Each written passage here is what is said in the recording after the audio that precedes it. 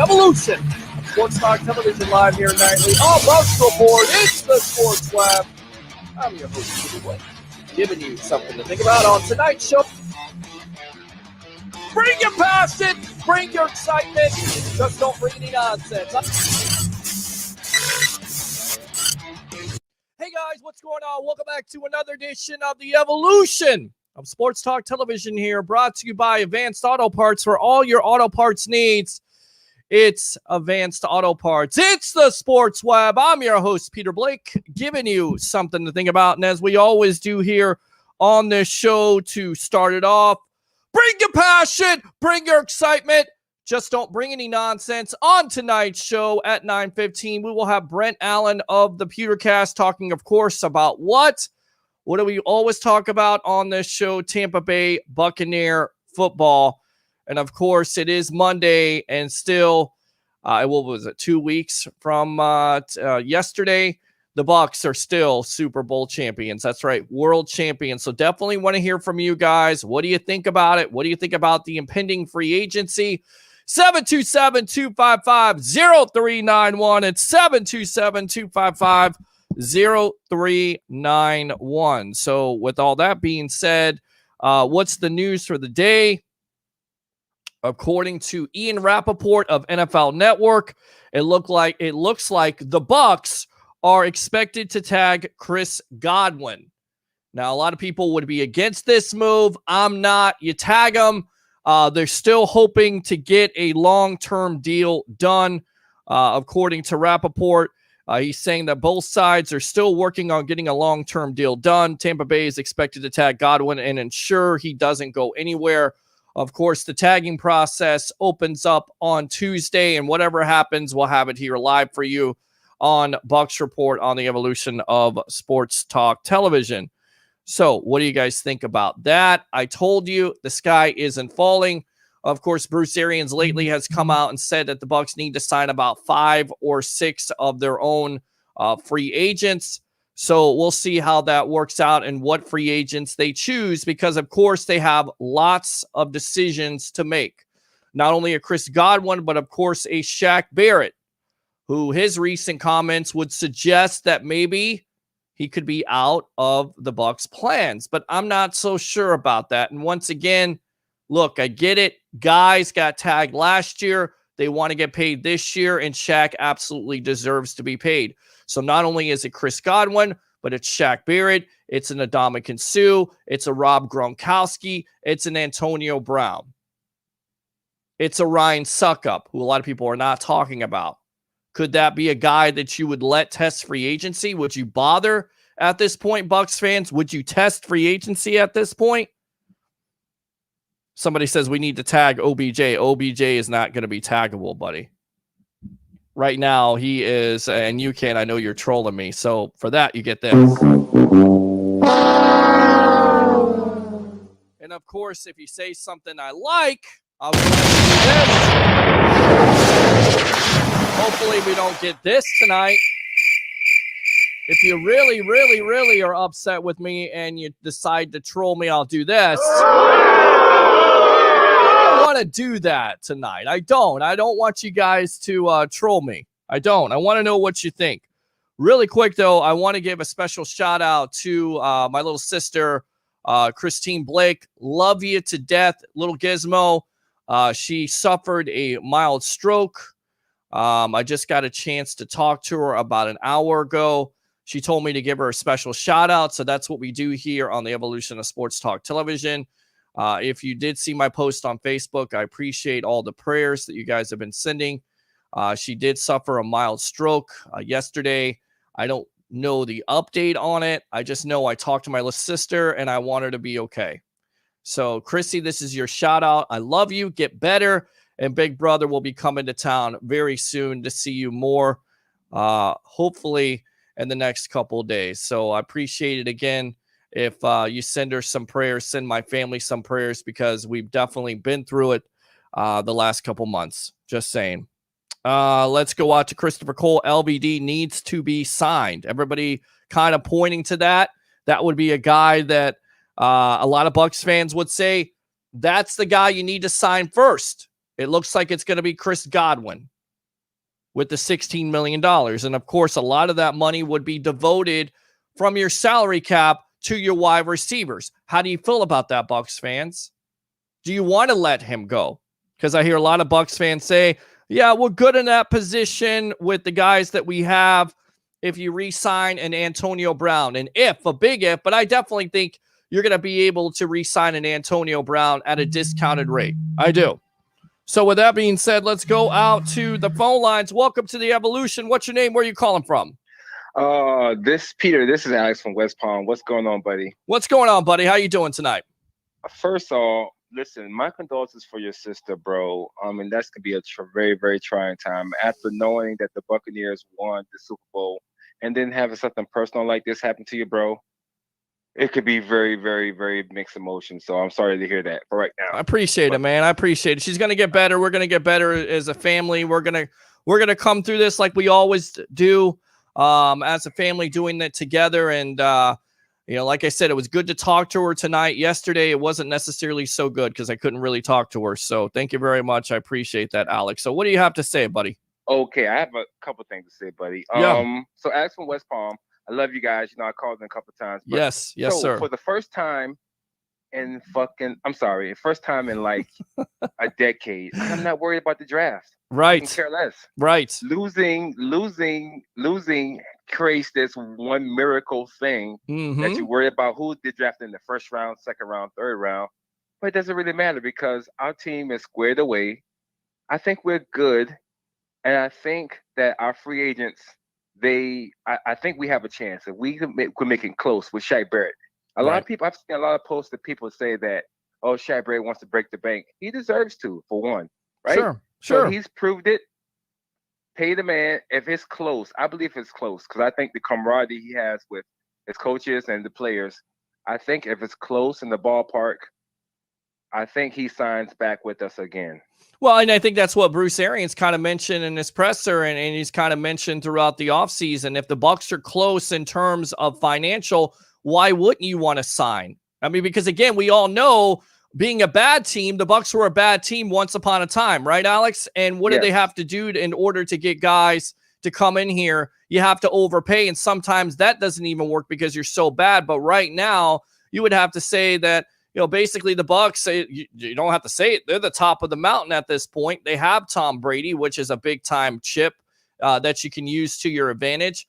And at this juncture, you would think that the grass isn't always greener on the other side, no matter if that bad team is paying you a couple extra $1 million. I think if you get close to both of those free agents, you can sign them. And with all Bucs fans saying we're going to lose somebody, yeah, it's certainly a possibility, but what about the possibility of bringing the majority of the players back? And if the Bucs feel like 5 or 6 free agents that they bring back, which would be, of course, 5 or 6 players that are going to make them a Super Bowl competitor going into 2021, I trust their analysis, and the other guys that they lose, they'll be able to go into either the second wave of free agency, because right now, according to Sportrat, they are $13.361 million under the projected $180 million salary cap. So they're going to still have some restructuring to do here, but they bring those players back. I trust the organization and their analysis on who they need to bring back and who is going to make them a Super Bowl competitor in 2021. I get you, but there was a very article that I read. I'm not going to mention on your show. However, they say that the Buccaneers were really set in 2021 and 2023. No, sorry, 2022 and 2023. So if their lot contracts come off, so if they extended Donovan Smith, which would be smart. If they extended Ryan Jensen, which would be smart. Sure. If they extended Tom Brady towards those contract years to put the contract off to 2022 and 2023, we'll be more than able to sign Shaq, Levante David. Levante David should be a Buccaneer for life. I think Levante David is going to lean towards that way. I think Shaq would really love to be in Florida. I think we're going to tag Chris Godwin. Forget about it. Gronk is going to come back. Antonio Brown is going to come back. Trust me. And Dominican Sue is going to come back because I think they love the environment. Those guys love the environment. Sure. And because we have so much cap room in 2022 and 2023, and with Mike Greenberg, he's a capologist. And there's another lady, I forgot, she came from the Jets. She doesn't get enough credit. I read an article, and she doesn't get enough credit, and she's been helping with the Buccaneers with these contracts. I forgot her name. God knows. I'm sorry, I forgot her name. But they have a lot of magic that's working under the cap. And I heard I'm gonna say this guy's name. I listened to Sirius XM, and the former GM, he says the magic of the cap is not having to restructure, but being under the cap for years and years to come, like the Bucs has been doing. So they work magic for this position to have. And the whole league is trying to follow us by getting the quarterback. And people think that they're a quarterback away from becoming world champion. So now everybody's trending and trying to find that one piece, the quarterback, to try to make everything happen. You know what I mean? Exactly. And you look at the moves with the other teams in this league right now. Matt Stafford going to the LA Rams. That's an example of it. There's a lot of teams trying to trade for Russell Wilson. You're still up in the air about Ben Roethlisberger. So there's a lot of things here. This quarterback carousel, quarterback movement. You still have Deshaun Watson. There could be 8 potential teams that don't have the quarterback from 2020 to 2021. Yeah. And these teams are in lieu of trying to find that one piece that they think they're that one quarterback away from a Super Bowl like Tampa Bay Bucs were. But we are really, really uniquely strategized, and we give a lot of credit to. I killed Jason Light myself with the draft picks, but he's under the cap. I owe him I owe him an apology. I didn't give him a training on the job. He learned his lessons. Absolutely, he did. Their draft picks, and now we are in prime position to we're not like the Saints, we're not like Green Bay Packers, we're not like all the other teams that are paying with the credit card. And so now we're under the cap, and we're looking pretty good. I think we can keep most of our core. Like Leonard Fournette, I believe he has played himself. He'll probably go to Seattle. Yeah, I mean, to me, I think he'll go to another team. I just think he will. I'm not sure if he wants to accept a role. And then on top of it, the Bucs still have the victim of volume in a Ronald Jones. And, of course, they have a Keyshawn Vaughn, who they drafted in the 3rd round, who they have a lot of high expectations for going into this year, of course, if he could take care of the ball. So I would not be surprised if he loses a Fournette. I'm trying to look down the list here of who else you could possibly lose. Shaq Barrett keeps on coming to mind. I hope you don't lose Shaq Barrett because we talked to Coach. We won't lose Shaq Barrett. I think Shaq Barrett has said more and multiple times that he wants to be here, but he deserves to break the bank. And people have used that break the bank. Well, break the bank doesn't mean like he's going to get paid $22 million. Break the bank is he wants the years. He wants guaranteed. You give the guy 4 years, sure, $70 million guaranteed, and you throw in some incentives, some achievable incentives in there. And the playoff run, you give him $4 million, and other incentives, you give him 12 sacks, you give him $2 million, and then, like I said, you extend Donovan Mitch, and then you extend Donovan Smith, you extend Ryan Jensen, you extend Tom Brady, and use some of that 22 cap to lessen out. People don't understand.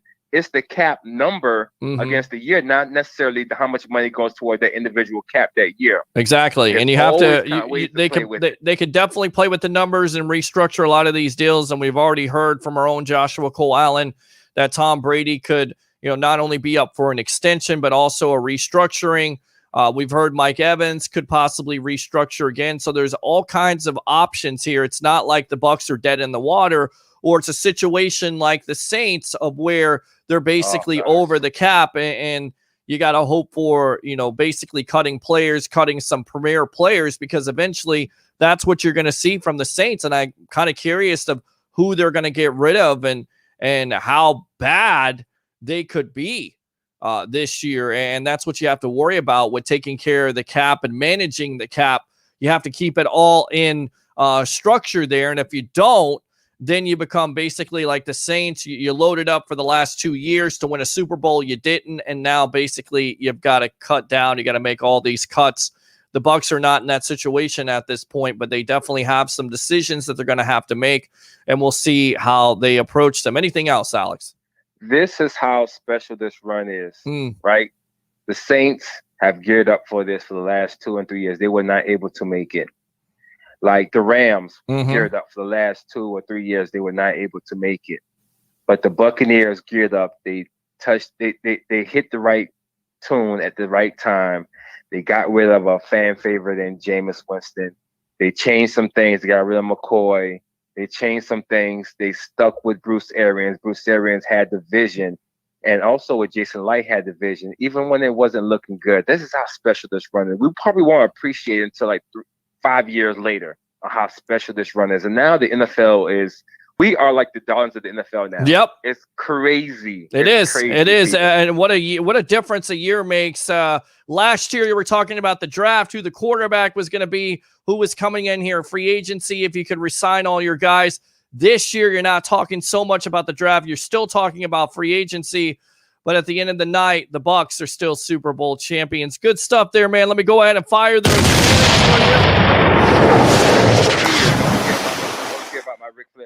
Oh, yeah. Well, you got to do it because we didn't get that sound effect. We'll get that sound effect back, but go ahead. Give it to me. Woo! All right, man. Good stuff. Thanks a lot for the call. Appreciate you. And keep on calling the Sports Web, all right?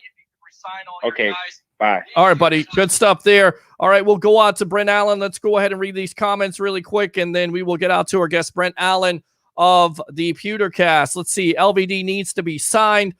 Donnie says David takes a team discount. Is that a possibility? I definitely think it's a possibility. We'll talk to Brent Allen about it. Christopher Cole says, do we still have a kicker on the practice squad? I'm not sure if we do or not, but I think they're more centered on re-signing a Ryan Suckup. So I think that's one of those players they have to re-sign. Big Ben, a.k.a. Big Sloth. Lawrence, I don't know what that is. AP comes in for Fournette. Christopher Cole, there's a lot of money coming off the books this year. And Jeremiah says James White. I like James White. I definitely think there's a possibility of where the Bucs could investigate that situation and see if James White is a guy that you could replace a Leonard Fournette with. Let's go out to Mr. Brent Allen of the Pewtercast. Welcome to the evolution of Sports Talk Television, my friend. What's going on, Peter? I got to say it because we started off every night. The Tampa Bay Buccaneers are Super Bowl champions. How does that sound, right? Come on. Hey, I have every single day for the last, what's it been now, 2 weeks? Week and a half? Whatever it's been, every single day I've had something. I've had a Super Bowl logo. I've had some. I have always been proud. I sport my Bucs gear, but I'm talking every day, every article I can get: shorts, hats, clothes, t-shirts, socks, shoes, anything with a Bucs logo, and I'll mix it all together. I don't care. I've been wearing it nonstop for the last week. Like my wife's getting sick of it, and I don't care. I'm gonna keep wearing it probably till next Super Bowl because I can. Because we're the Super Bowl champions, baby. We're the Super Bowl champions. Come on.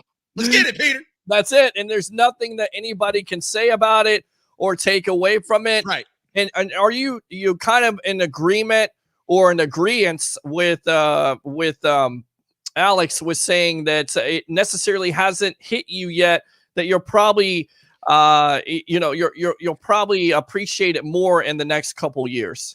I think it has hit me. But I think I will also appreciate it more in the next couple of years, especially if, fingers crossed this doesn't happen, but the team sort of does what it did the last time. You know what I mean? And then, yeah, absolutely. I'll appreciate it in a few more years. But no, I mean, guys, look, it's fully hit me. We're Super Bowl champions. We're Super Bowl champions this year. and we got bragging rights until next year, and hopefully we'll have him for another year after that, and maybe a couple more years after that. I don't know. I heard a stat the other day. I want to say John Ledyard said this, that the Buccaneers, like since 2002, since the Buccaneers' last Super Bowl, besides the Patriots, like no team has won more than 2 Super Bowls. Like the Buccaneers are there. Like we're one of there's like 3 teams that have won more than 1 Super Bowl since 2002. And the Buccaneers are like one of them. And I don't mind being the next one that stops into 3. Yeah, no, absolutely. And the big news, of course, is free agency. We're not necessarily talking about the draft as for last year. The big story is from Ian Rappaport saying that, it appears that the Bucs are going to tag a Chris Godwin. What are your feelings on that? I mean, a lot of Bucs fans saying the sky is falling. They're going to lose one of these guys, either a Godwin or a Barrett. But I'm not necessarily so sure. I think the Bucs have a plan. On top of it, restructuring a Tom Brady contract, restructuring Mike Evans may get a lot of these players that a lot of Bucs fans feel like are going to go somewhere else right back into the fold. Look, we've been covering this team long enough, Peter, you and I both, and we know how this goes. We've seen this from this administration. The people at B, Mike Greenberg, Jason Light, those guys, they have a number. They have a number they won't go over. They have a way to get out there and do it. Now, I heard your last caller. He was talking a lot about how they have structured themselves in such a way that they're in really good shape. They can do whatever they want. Look, guys, here's the bottom line.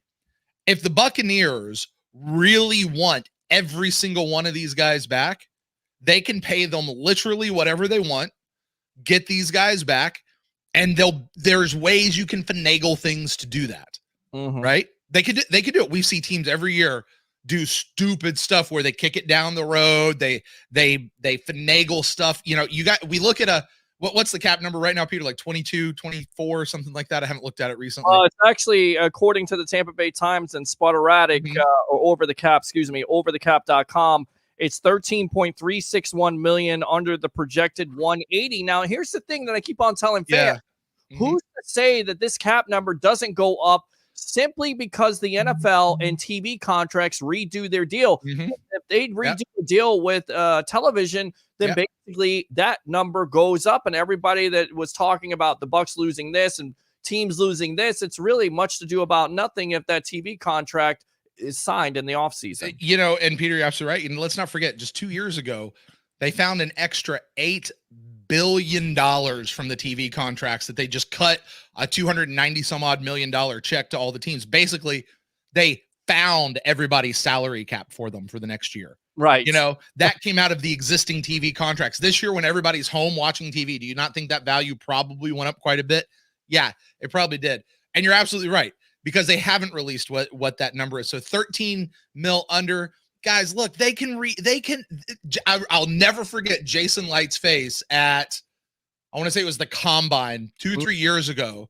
Trevor Sikkema asked about the salary cap and what are you going to do? And Jason Light just gave one of those half smiles and was like, we got things we can do. It's fine. They have things they can do, folks. If they want these guys back bad enough, the Tampa Bay Buccaneers can get them back. The question is, will they? And we know from history that this team is going to have a number. They're going to have it where they're set. We watched them do it with Quan. We watched them do it with Adam Humphries. We've watched them do it with several players over the last few years. There's a hard line number that they just won't go over. There's a way that they will do it, unless it's a player that they really, really, really want to get back in the building and that they don't think they can replace. Well, I mean, a lot of people and a lot of Bucs fans were on with Brent Allen of the Pewtercast here, live on the Evolution of Sports Talk Television, brought to you by Advanced Auto Parts. For all your auto parts needs, it's Advanced Auto Parts. Tell them the Sports Web and Peter Blake sent you. Tampa Bay Times kind of mentions this and brings this out. Excuse me. He definitely is an important part because he's a slot receiver in a Bruce Arians offense. Typically leads the team in targets and receptions. Although he missed 4 games last season with an assortment of injuries, he still finished with 1,333 yards. Or excuse me, he wasn't able to duplicate that number, but this was the year before. 1,300 yards, 9 touchdowns, and then he still had in this offense 65 catches, 840 yards, and 7 touchdowns. A lot of people point out Tyler Johnson, Scotty Miller, even an Antonio Brown taking that role. What do you say? Is it worth, tagging him and having both of your wide receivers, both the number one wide receivers, so much devoted to your salary cap? Well, I mean, look, this is where I'll sit back and just go, if they can work it out, sure, I'm fine with it. It's not my money. If they can figure it out, great. Because, we all seem to think this idea that the best way for us to win the Super Bowl next year, or maybe even the only way for us to win the Super Bowl again next year, is to use this exact same team. Pull this exact same team together, and it's got to be this team. Now, listen, I would be heartbroken if Chris Godwin wound up going somewhere else. Absolutely.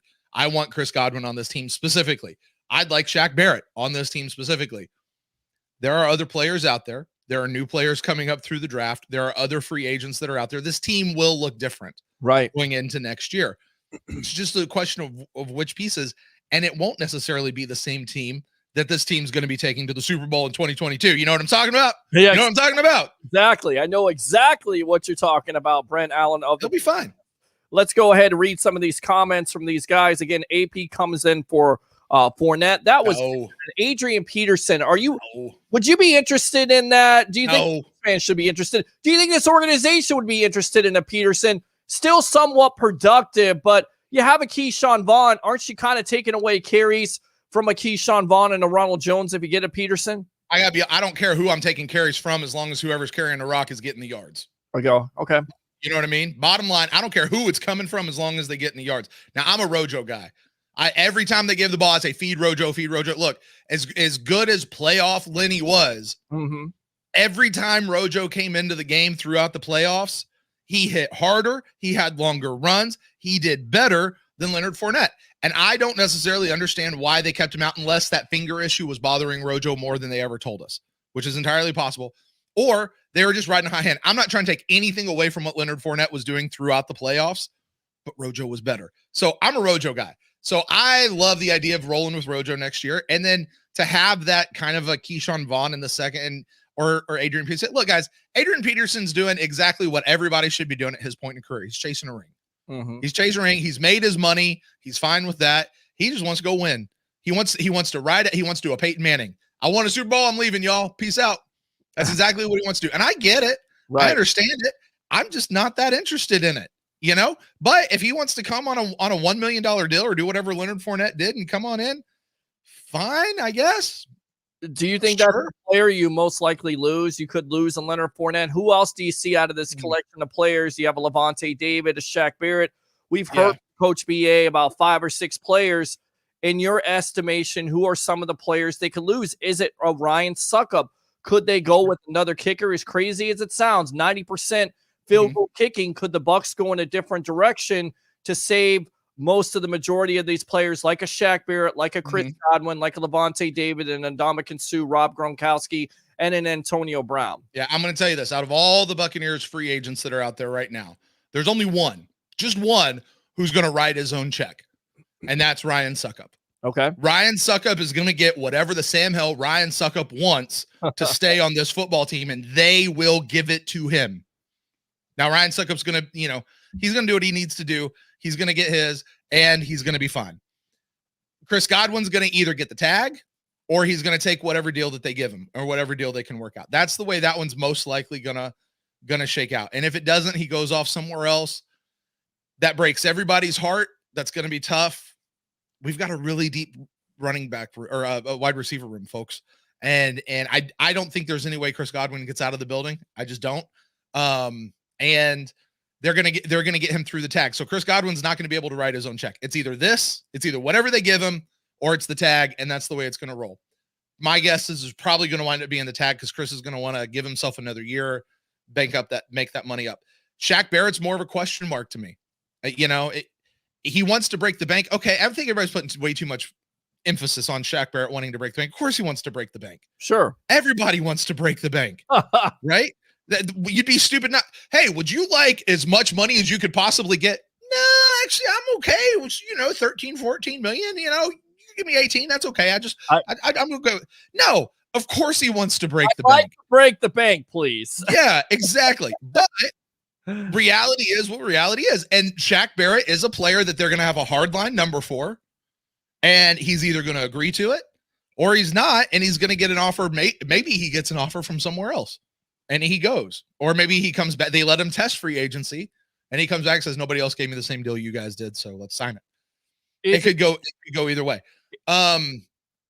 Levante David is, I think the only player that would break my heart more to see leave this organization than Chris Godwin is going to be Levante David. Is that the possibility? Because he is up there, it's somewhat in age. So there's a team out there, like I saw it, Cincinnati Bengals. They're looking for an identity. They're looking for a player like a David. They could overpay to the Bucs can't necessarily pay that number, as we talked about. I get it. David's been with this team since 2012, but is that a player that you could possibly lose simply because there's a bad team out there willing to overpay a David and you don't necessarily want to pay that price? Well, I mean, but it goes both ways. Is Levante David really going out there looking for this big, huge, large paycheck? Look, I say it all the time, Peter. Everybody's got a price. Okay. And if another team comes knocking on Levante's door saying, hey, we're going to pay you stupid amount of money to come play, and Levante goes, this is my last contract. I mean, because that's what Levante's looking at right now. He's looking at his last contract. It's his last ride before he goes off to retire. So we're talking generational money.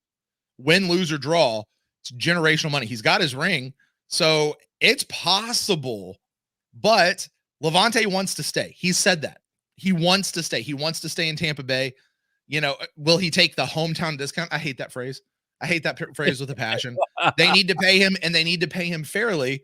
But he's also a 30-plus-year-old player, and he's got Devin White right there next to him, who is playing lights out. That's taking nothing away from Levante, because Levante is contributing. And he's not just contributing. I mean, he is impacting. He is influencing. He is doing everything he needs to do. And this team needs to do what it takes to keep Levante around.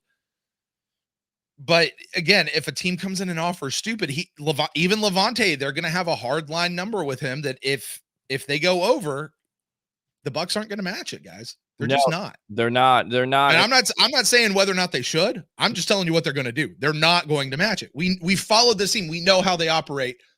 That's the way it's going to go. I mean, they haven't had a lot of key losses. And again, we're all with Brent Allen of the Pewtercast here. They haven't, Quan Alexander left. He left for more money. They weren't willing to pay that with him coming off an injury, nor they should have, because he really hasn't been a productive player. And then on top of it, for the 49ers, you got to upgrade in a Devin White. And you're absolutely right. You mentioned that you definitely want to keep that defense together. But again, you don't want to overpay, because if you overpay, then that may leave somebody out in the cold. So besides Leonard Fournette, besides possibly Levante David, who else do you think this team could lose instead of gain? I mean, I think an AB is certainly in there. Okay. Although I get the feeling from what I have heard, AB is kind of in the same camp that Rob Gronkowski is. A lot of people are hearing, oh, AB just wants money. He's going to have to take the biggest paycheck he can. Look, Gronk's not going anywhere. He either plays with Tom Brady or he's not playing, period. That's the way it's going to be for Gronk. I kind of hear the same. That's what I've been hearing about AB, is he either plays with Brady or he's just not playing. And I don't know that there's another team out there that's going to take the risk on AB the way that the Buccaneers do, or maybe they do, and they saw what the Bucs did, and they're like, well, it kind of worked out so far, and AB's legal problems have been kicked down the line, So I think AB is a possibility, but it's looking less and less likely to me. I think Shaq's I'm trying to go through them in my head. Sue, I think Sue is he's either going to come back here or he's not. He's going to retire. I don't think Sue goes anywhere else. That's just a gut feeling. I don't have any insight. Nobody's whispered in my ear about that one. It's just a gut feeling. Gosh, who else is there? Gosh, I should have that free agent list brought up in front of me. Well, you got Gronkowski, of course. You have he's not going anywhere. You have Godwin, Shaq Barrett, Levante David, Ryan Suckup. I mean, I really don't think there's any other big time free agent. Yeah, I don't think there's probably nobody else. Mickens, I think Mickens is one. Yeah, Leonard Fournette. I think Leonard Fournette's gone. He's going to get a payday somewhere. I think Leonard's gone. And I'm okay with that. Right. I'm okay with that. It's fine. I think the Buccaneers probably should be looking to target a running back first, second round, because I think Rojo needs somebody to push him. Well, I think it's only good for Rojo to push him. You saw this on a couple mock drafts where, Travis Etienne from Clemson, would that be a player? Because the Bucs, they have the luxury now. They're at 32. You could look at different situations. You could look at a player like a running back. It depends on, how you feel about Vaughn, although it wouldn't make sense because you draft a Vaughn in the 3rd round. That's a premium pick. So why would you draft another player unless you feel like that's the best player on the board? You could also go with an outside linebacker because JHP is getting up there in age, possibly a defensive tackle because Sue is getting up there in age. Where could you see them going with that 32nd pick? Yeah, I think defensive line, and I'm going to throw outside linebacker into that mix because it's still the line, let's face it. Right. I think that's probably the spot of the team that needs the most restocking, like immediately. I still wouldn't mind seeing another offensive line pick because look, we're getting into Ryan Jensen's final year in his contract. Ali Marpet is no spring chicken. Now, I hope he's going to be around for a long, long time. Donovan Smith had a really good half of a season, but he's also had 5.5 very seasons. I don't trust Donovan Smith going forward just yet. I need to see more. I need to see what he's going to put back on the field come September. So I wouldn't mind seeing perhaps another offensive line, again, a running back, because, even with Rojo, like as much as I'm a big fan of Rojo, and I think Rojo could have some long-term ability, I just haven't seen it put together enough to be able to go. I think here's a position that not a lot of people are thinking about. And I haven't done the mock drafts. I don't follow college football enough to know like who's where and who's going to be available and whatever. I think the tight end position is a spot that the Buccaneers need to be looking at, because there's Gronk. Fine. He's going to play on these 1-year contracts until Tommy goes away, and Gronk's fine. OJ's come back. Look, OJ has yet to play a full season in the NFL. Right. Look, everyone said, "Oh man, could you imagine what happened if OJ would have stayed? You know how good he was playing." OJ has not had a full season in the NFL. He's always getting hurt. Now that may not be his fault, but we all know some people are just injury prone in this league. Yep. It happens, and you can't put points on the board when you're in the tub. You can't do it. So and then after that, Cam's cool, but guess what? Cam's getting up there too. Well, he's $6 million versus the cap, and a lot of people continue to talk about him and say, well, look, you could cut him. The problem is if you try to cut him or trade him, then basically you're depending on an OJ Howard. And like he said, Howard has not been able to stay healthy. He's got probably more potential than a Cameron Brayton, a Tanner Hudson. But the fact of the matter is he can't stay healthy. So that's the risk at this point. But, the fans have been talking about Cameron Brate cutting him for the last couple years. Don't cut Cam. Do you think that happens, or do you think they work around that situation? No, they gave Cam the contract. They'll let Cam play out his contract. They may or may go back to him and try to renegotiate it. I don't see that happening. Listen,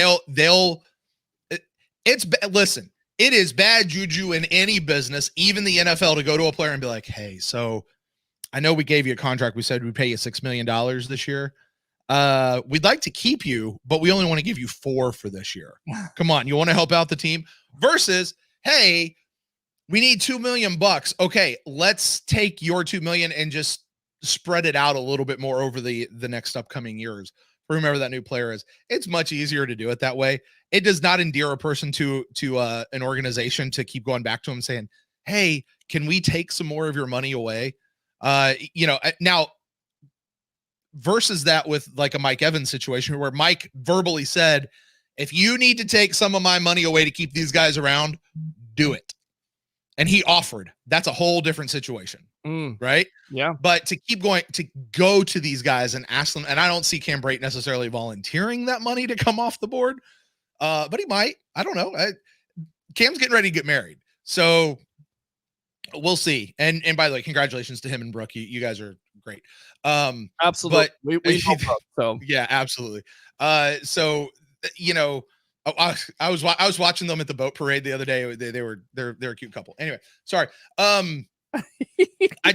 I think tight end, because look, once you get past Brate, right? The fall off is pretty hard. Like Anthony Auclair is there, fine. He's good for blocking. But then there's Tanner Hudson. Look, as much as we all love Tanner Hudson, he's not a starter. No, I don't think he's going to be a starter. You've never seen enough of him to know if he's going to be a starter. And you look down the stretch, who was the go-to guy? It wasn't necessarily Rob Gronkowski. It was Cameron Brate, because Gronkowski had to stay in as an inline blocker, and you were able to use that luxury. That's the reason why you have 2 or 3 tight ends on this team, and that's why I keep on going back and forth with people on it. They say, well, OJ Howard. Yeah, he's coming off an injury, but can he stay healthy for a full 16, 17 games? He hasn't shown it yet. Hasn't shown it yet. So, like I say, I mean, that's just a position I think to think about, because bottom line, when you're picking 32, you're going best player available. You're not going position. We always talk about it's this weird amalgam of position of need versus best player available and where those two mesh up.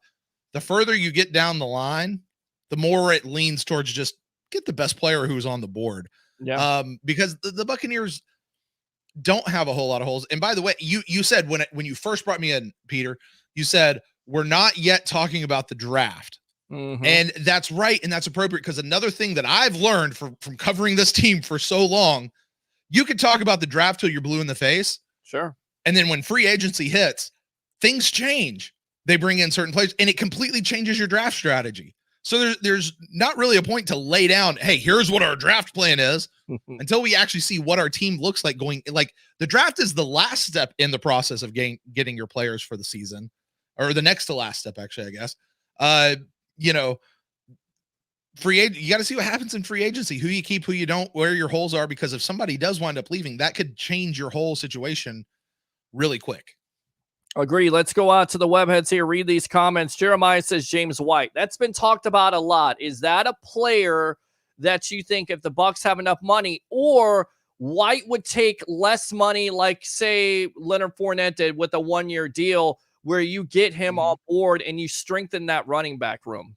Hey, James, would you like to come play with Tommy and Robbie again? Huh? They just won a Super Bowl. You want to come play with us?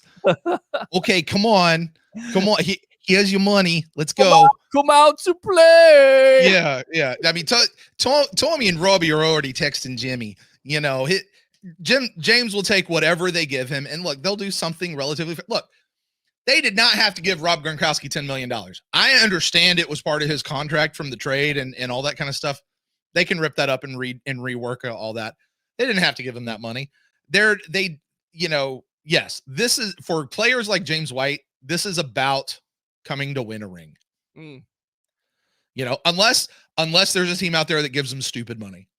And there may be a team out there that goes, Tampa Bay doesn't have to give people stupid money anymore. Not this year, anyway. No, and we've seen Dion Lewis get stupid money from the Titans and then not necessarily work out. Or I believe it was the Titans and then the Giants. So, again, bad teams are willing to overpay. That's what you do when you're a bad team. That's why sometimes the market is a little bit inflated with the values of the players. And we're on with Brent Allen of the Pewtercast here on the Evolution of Sports Talk Television. You've got a question for him, 727-255-0391. It's 727-255-0391 here on the Evolution, brought to you by Advanced Auto Parts. Yeah, Steelers, Giants, and Ravens, the other 3 that have won rings after the year 2000. Let's go out to Smilegate and us, the Buccaneers, now too. Frank G says, what's up, Brent? There you go. Bucs time 12. Tagging Godwin is a mistake, in my opinion. Defense wins championships. This could be the best free agency in memory. Why try to cling on to Godwin? I can answer that. Can I answer that, Peter? Yeah, sure, go for it. Because there's nobody on the defense that needs to be tagged again. They can give Shaq the contract that they want. They've already got JPP there. They can give Sue the contract that they want to give him. Everybody else, and they're not going to tag Levante. They're not tagging Levante, guys. No. The people that they can give are do that. The defense is okay. There's nobody on the defense that they need to tag to keep in-house. They could, maybe Shaq is probably the other guy that they could tag again. I just don't see that one happening. So that's going to free up the tag if they want to use it. Listen, there's no guarantee that the Buccaneers are going to use the tag. They could work it out with everybody across the board, including Chris, or just not tag him. Well, it makes sense to a certain degree, because if you do tag him, of course, you got control over him. Yeah. But you look at his numbers, they did drop. He did miss 4 games. So maybe the Bucs as an organization, they have confidence in him, but maybe they just want to see another year to see if he can duplicate those numbers, not like last year, because last year wasn't bad, but again, it wasn't like 2019, right? Well, here's the thing, though. We've known Chris has been this good. Chris didn't just come in and have like a fantabulous 2019 and blow like Shaq Barrett did, right? Shaq Barrett comes in and like, oh my God, who is this guy? Where has he been? Okay, before we signed him a big contract, let's see what he could do. Give him another year, play him on the tag. That's not, and by the way, they tried to sign Shaq Barrett to a long-term deal. They just couldn't work out the numbers. So they would have signed him to a long-term deal. They just didn't get it worked out. With Chris has put up multiple years of really good numbers where he's trending in the right direction every single year.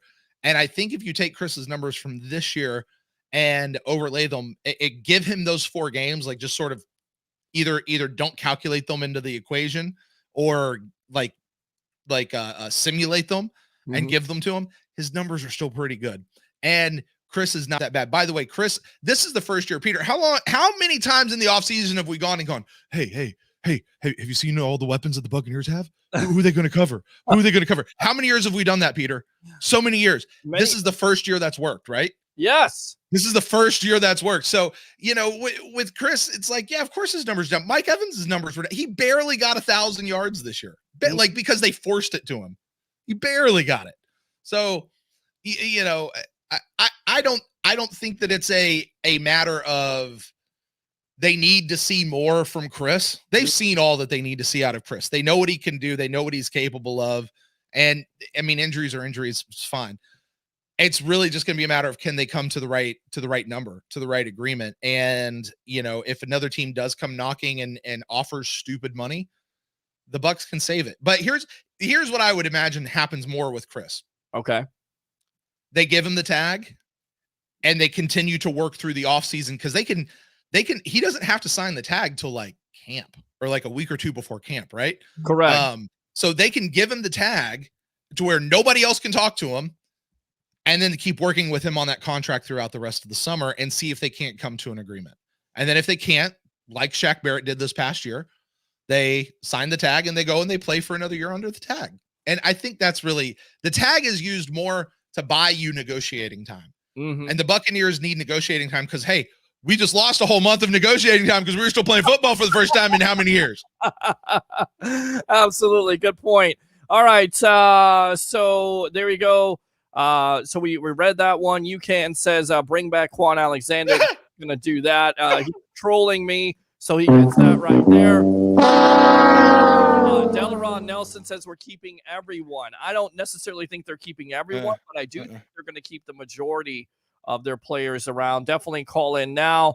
Roger Shu, the number one troll king, Fat Finger Troll, says Al Cuck sucks. Sports Web for life. I don't know who Al Cuck is, but okay. I'm getting my Sports Web tattoo tomorrow.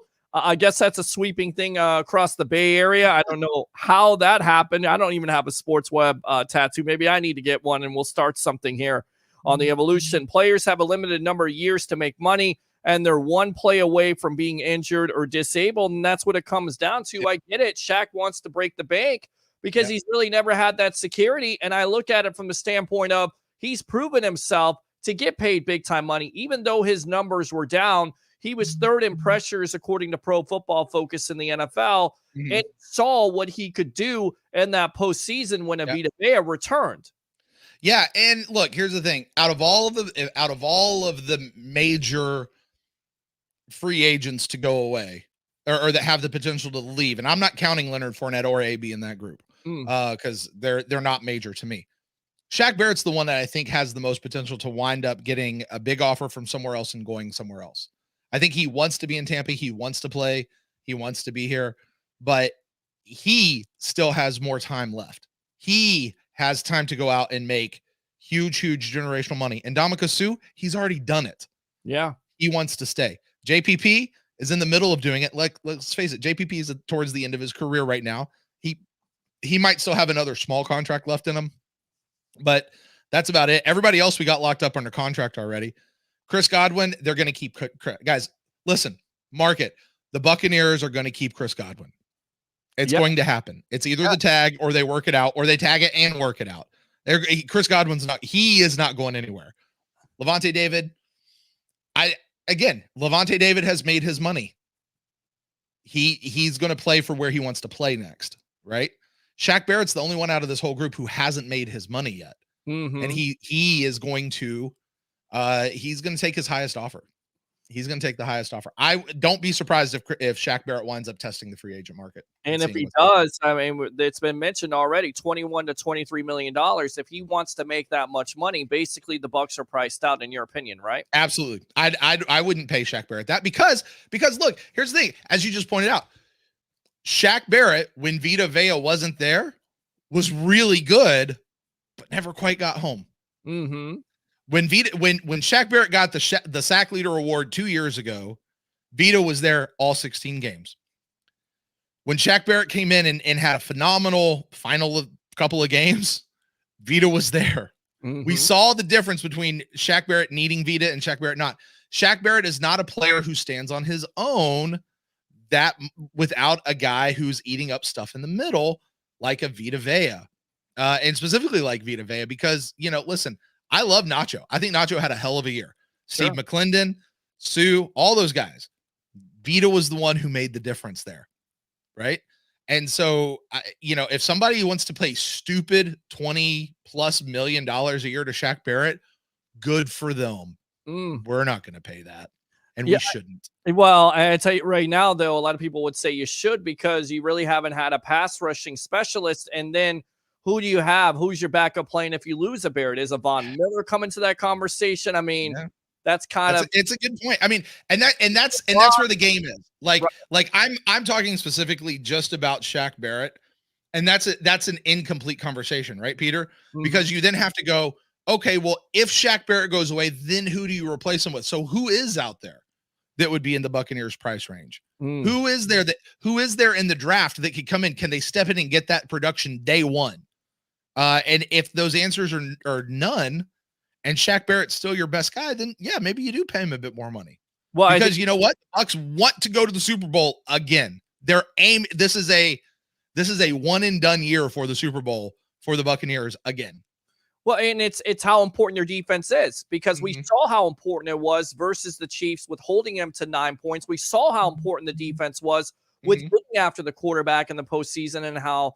Again, with the Barrett and the JPP, you feel good about that situation. If you lose a Chris Godwin and somebody's willing to pay, which sporadic estimated the Colts would pay $90 million, could you afford to lose a Chris Godwin, a re-sign an Antonio Brown, have a Tyler Johnson, a Scotty Miller, and still feel like those weapons at that point are good enough?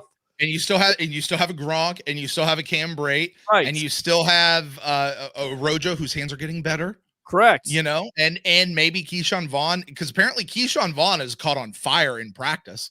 We just haven't seen him on the field. Right. So, you have that plus whomever they're going to add through the draft this year. I mean, guys, I don't want to understate the importance of Chris Godwin on this team. But if you have to lose somebody from a particular room, the deepest room in this team is the wide receiver room. Correct. Like we could suffer that loss. Nobody wants to, but if you got to suffer that loss, that's a place where you can suffer the loss. I still say Chris Godwin's not getting out of the building, but that's just me. I don't think so either. And we're on with Brent Allen of the Pewtercast here. Definitely go ahead and promote yourself here on the Sports Web. Yeah. Hey, listen, you guys check us out over at the Pewtercast. Actually, I'm stepping out. I have one more show and I'm out, and Ren's taking over that show. It's our Pewtercast Awards. It is awards season, and that is no different. It is the only fan-voted award show, or at least the only one I'm aware of, that you guys go in. They actually get real awards. Hey, look, here's one right here. You get real awards. They go to the players, and they're from the fans. It's a gift from the fans to the players. You go to the pewtercastawards.com. You guys can vote out there right now for your favorites from the team. It's always a good time. We've got over 50,000 votes in so far this year, which is just phenomenal. Blew last year out of the water, which is great. And I'm super excited for that show. And, we'll see what's next for old Brent Allen here as the future begins to unfold. So basically what you're saying is you're a free agent. That's what you're saying. That's exactly what I'm saying. Because listen, here's what I'm not doing, Peter. A lot of people use this phrase. I'm not retiring. Well, this is not a retirement. That's good. This is not a retirement. It's like being a wrestler. You know, you Yeah. never retire. Even when you say you're retired, you're never retired. There's always an opportunity out there. So, yeah. Well, interesting. Yeah. Well, we'll see. Yeah. We'll see But for now, you guys join. Listen, Sunday night, 9:00, the Pewtercast Awards. You guys join us live, youtube.com/thepewtercast or thepewtercast.live. You guys go in, you can log in over there. You'll know exactly when to go live. Find out who won. And in the meantime, go vote, thepewtercastawards.com. All right. And hopefully we're in some of those categories. Maybe. Who knows? That's all up to the nominating committee, not me. So. All right. The nominating committee. Hopefully they nominated the evolution of sports talk television. All right. Let's see here. Not that I want to, but could we sign Barrett and then trade him for draft picks? Is that a possibility? I don't think so. You don't re-sign a guy to trade him. They could, but no, because who's going to trade draft picks for the contract that they're just going to have to pay Barrett? Exactly. This isn't a Detroit LA Rams thing. So yeah, no. No. Okay. All right. So let's go back out to the webheads here. Let's see. Donnie Jones said no.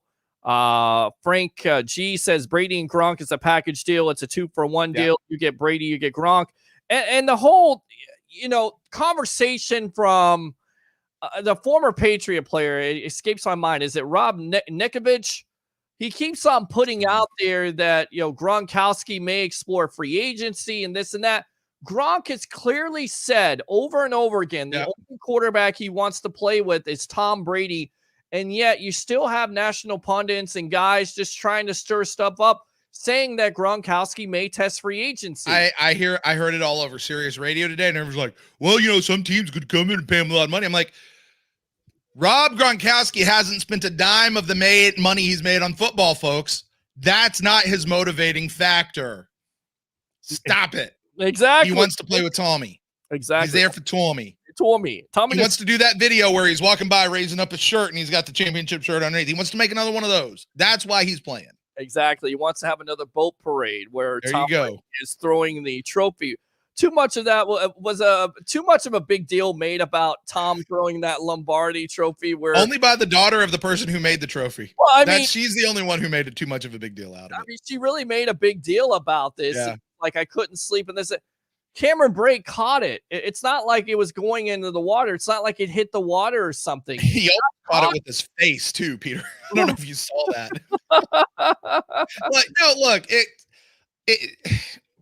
people choose offense, Peter. Offense is chosen 100% of the time. She saw that and she went, I'm choosing to be offended by that. And now I can't sleep. And I'm going to tell the world about it. Oh my God, get over it. Shut up. It's fine. What did Jason Light say?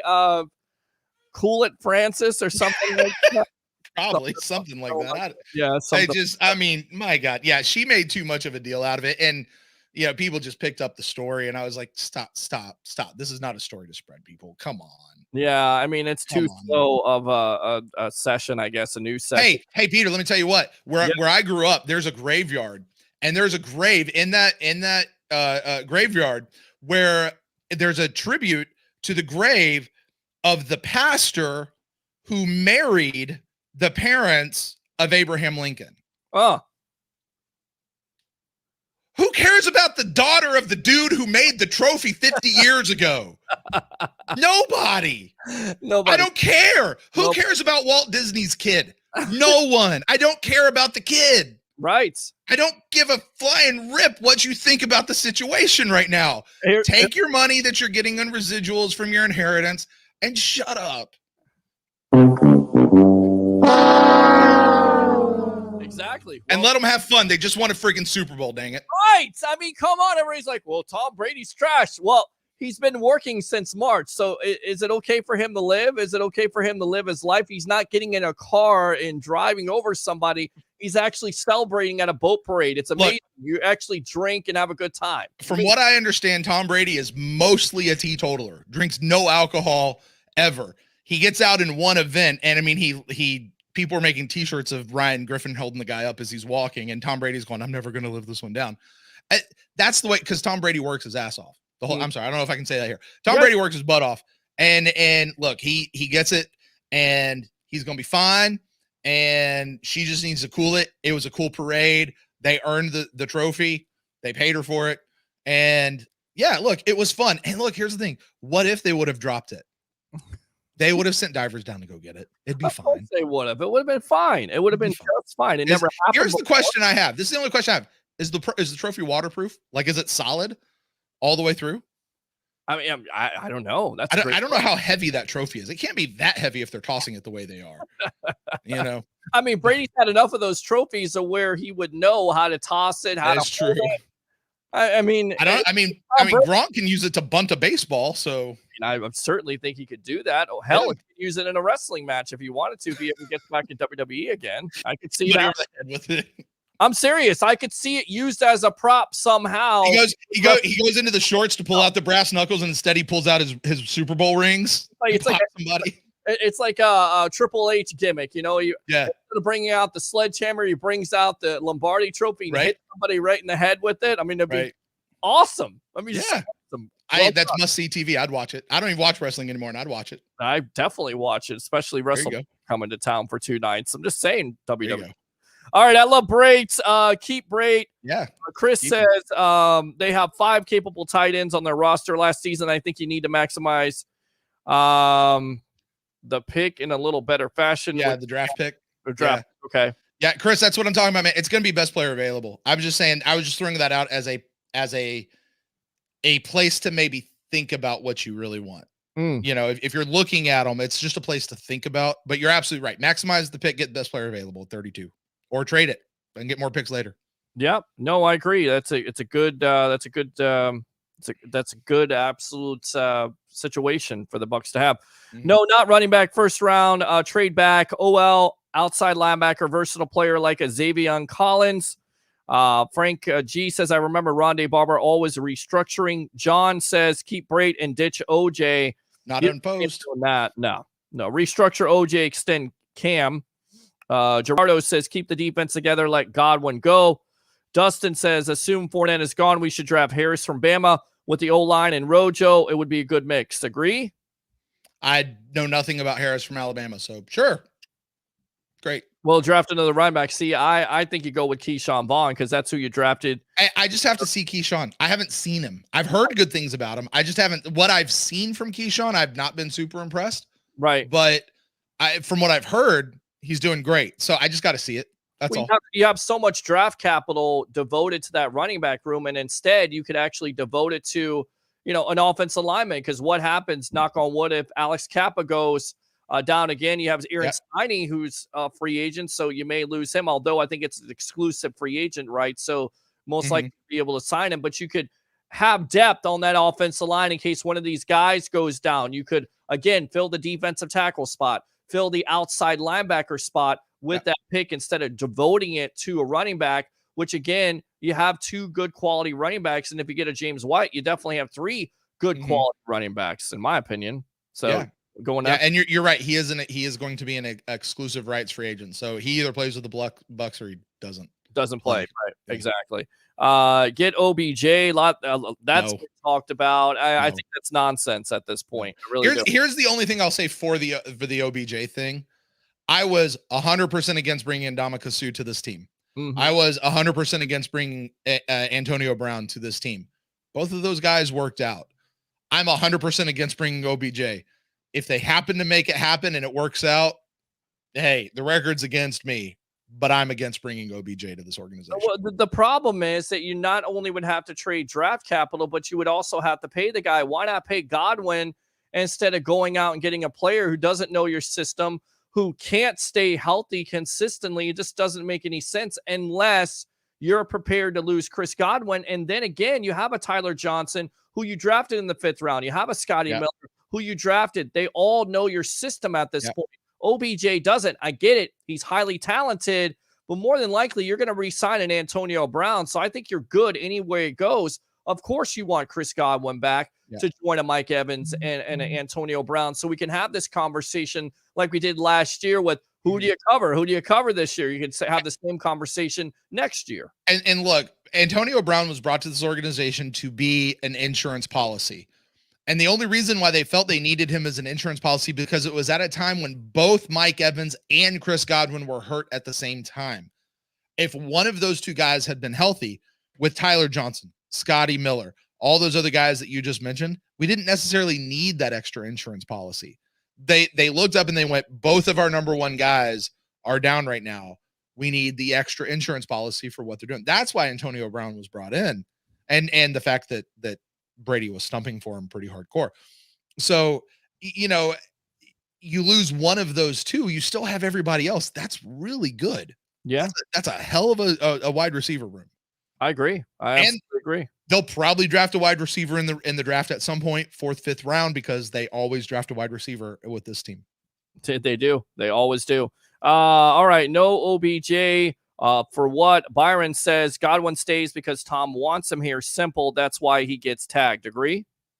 I have no idea what Tom actually wants to have happen, but you know, well, I think Godwin's going to stay on Godwin's own merit, regardless of what Tom says. Here's my point to this. You bring in Tom Brady because you have all these weapons, and then you get a Super Bowl. I get that. But you have an opportunity to win another Super Bowl. So does it really make sense to get rid of one of his biggest weapons, who, by the way, is a slot guy who's important on 3rd down? Does it really make any sense? And then on top of it, we know that Tom has some input in this organization. We know that they're listening and they're trying to make him happy. So to me, I think Godwin is tagged any way it goes because of the Tom Brady effect.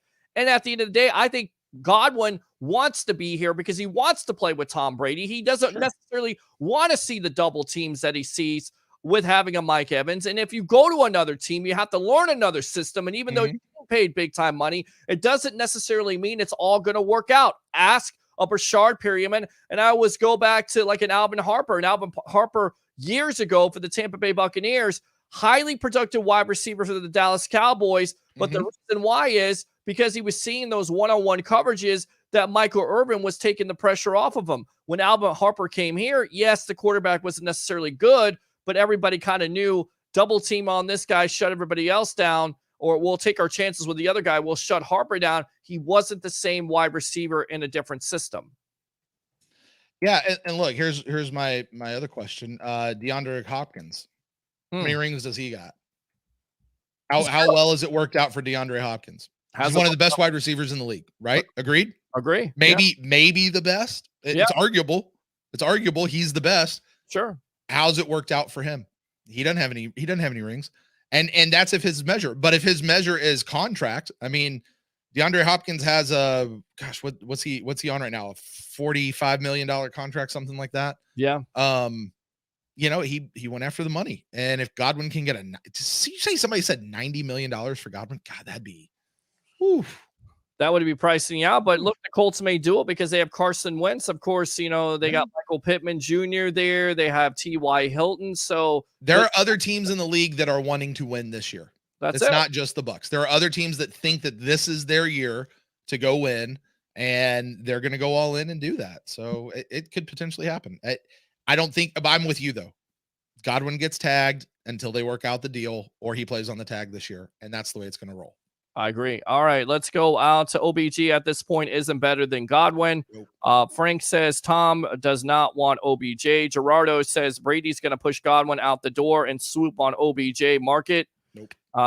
Mark it down. Nope. I don't think so at all. Clark says Marlon Mack would be a good replacement for playoff Lenny at the right place, or at the right price. Excuse me, Marlon Mack. Hey, anybody's good at the right price, right? Right. Everybody's got a price, and they're all good at the right price. I can bring in the worst player for the right price. It'll be all right for the price we got him for. Look, I wouldn't mind Marlon Mack. He'd be fine for the right price. A local guy, right price. Absolutely. I'd rather have James White because, again, you get a Marlon Mack, you're taking away from Rojo and Keyshawn. I really think you get a James White. He's not going to take away from the carries. What he's going to be is a third down back. He's going to be a dependable guy that you know that you can depend on, that's going to be able to catch passes. OBJ contract looking. What's the cap hit trade for? Again, it's going to be draft capital. Not only that, but a big time cap hit. At least 2 first-round picks. No thanks. Gerardo says he will negotiate it. He already made money. Gerardo, again, he wants out of Cleveland. We will see on Godwin. Frank says David has to retire as a Buck. Gerardo again. Shaq or Godwin. Shaq, he says, over Godwin. Plus the cap will probably go way up after next season. And that's why I say to people, you know, be careful because right now it looks like it's $180 million. But if the NFL renegotiates their deal and does a new deal for TV, that cap absolutely goes up. All right, let's go out to JJ Watt. That's been talked about. He was kind of trolling some people the other day with putting Buffalo Bill colors in there, and also surprisingly putting his dogs in there. So people were kind of saying, he's kind of leaning towards Cleveland or Buffalo. Is there a possibility he kind of holds out and waits and sees what the Bucs are going to do? And is there a possibility he takes less money to come and win a championship with the Bucs, in your opinion? Well, I go back to, has he already made his money? He's made a lot of money. He's already made his money. Okay, so he's looking for a championship. He's at the end of his career. Yeah, there's a possibility. They'll reach out to him. They'll make him an offer. He'll probably sign somewhere else because that's the odds. But if he comes here, awesome. If not, then he's gone somewhere else. And more power to him. But yeah, it's possible. It's possible. And I do think that the Bucs will at least make an offer to him. Yeah, I definitely think they will. If he's out there, if he doesn't already make a decision. All right, let's see here. Can Von Miller be an option if Denver doesn't pick up his contract if we lose Barrett? I talked to a coach the other night, and he said it would kind of be a slap in the face to Shaq because Shaq was Von Miller's backup. He comes here, and now you don't want to pay him, but you want to pay a Von Miller. Is that how you see it? If you're going to pay somebody the money, then you pay Shaq the money, not Von Miller. If Shaq winds up going somewhere else and then they get Von Miller for less than what they offered Shaq, fine. That's all fair game to me. But if they wind up paying Von what another team pays Shaq, you should have just paid Shaq. Right. Exactly. Because here we go back to Shaq's already here. He's played well for this team. He knows what he's ingrained into the system. And, we're not counting on Vita Vea having another Achilles injury next year. So Shaq's great. I mean, Shaq's great without Vita. Shaq's better than great with Vita. Yeah. And we count on Vita being there. So. Absolutely. I agree. All right, let's go out to, let's see here. Donald Clark says, what's up, guys? First time listening. Thanks a lot, man. Appreciate you. Let me go ahead and fire those cannons right there. Ricardo says, Edelman may be cut from the Patriots. That's been talked about a lot with Edelman getting cut. I mean, again, that wide receiver room is pretty, packed up. Could you see a guy like that making his way in a Buccaneer uniform? Sure, especially if AB leaves. If AB leaves. Absolutely. Because again, that's Tommy. Hey, Julian. Hey, Jules. Why don't you come on down, huh? Huh? You know where everybody goes to retire? We all go to Florida, right? Come on, guys. Let's go. Let's do it. And that's so funny because you think Tom Brady has that accent. He doesn't really have that. He doesn't. No, he doesn't. He really doesn't. Funny they did it's everybody else from New England that has that accent. Exactly. Play with Tommy. All right. No, we lost Jules. They're all going to Florida. Hollow 10 pounds. No, it's not. It's a solid 9 pounds, 7 pounds. What is this all about? Hollow. I think that's our discussion on how heavy the trophy was. Oh, okay. Well, still, you got a 10-pound thing flying at my face from across the boat. If I'm Cam Brate, like I don't want to be hit in the face with a 10-pound, 9-pound, 7-pound anything. That's good. That's a good thing. And you see the way it almost hit him. It wasn't the football part. It was the bottom part. Like right in the face, man. If it hits you in your head, you've got that indent for the rest of your life. So you're definitely always going to remember that you won the Super Bowl because you got hit in the head by the Lombardi. All right, let's see. He was back at work a few days later. Rendak says, Sue is my favorite Buck. Yes, he is. Donald Clark, welcome, sir. Absolutely. Sue changes the whole line, the mindset to bully. To nasty. Do you agree with that? Sue came out. Actually, I'll tell you what. Let's go out to the phone lines. Let's see who this is. Welcome to the Evolution. You're on with yours truly, along with Brent Allen of the Pewtercast. What do you have to say? What's your name? Where are you calling from? Yeah, this is Rob, the sports guy, Pete. What's up, Rob? How you doing? Pretty good. I was wondering, you guys, what you think about Florida State beating Louisville and women's basketball yesterday? Well, women's basketball, man. Rob, I love you, man. I really do. I love when you call the show and change the complete subject of the whole show. Didn't watch women's basketball yesterday. Good for Florida State. They definitely look like they're going to be a contender in March Madness. Anything else, buddy? No, that's it, Pete. All right. A good show tonight. All right, man. Appreciate you. We're on I'm a Kentucky Wildcat fan, so beat those cards. I'm good. Yeah, there you go. Exactly. All right. So going back to the Sue thing, Yeah. How surprised have you been ever since he's been in a Bucs uniform? You know, people were talking about where he comes here, he's got a nasty demeanor, he's a dirty player. Yeah. But he's been a total opposite, and he's actually been somewhat of an attitude changer for that defensive line, right? Yeah, I don't think he's been a bully or he's been nasty, but he has been professional and consistent. And I think that's what Sue has brought. And look, here's the thing. I didn't want Sue when they first started talking about bringing him here because he had the reputation. And then somebody pointed out to me, yeah, but Sue hasn't gotten a flag for any nastiness in years before he came to this organization. Yes, that was something that he got previous, but it was something he worked out a long time ago. He matured, he got bigger, he whatever. He plays rough, he plays good, he plays consistent, but I wouldn't call it, he's not Ryan Jensen. He's not a bully. He's not a nasty player. No. That's not who he is.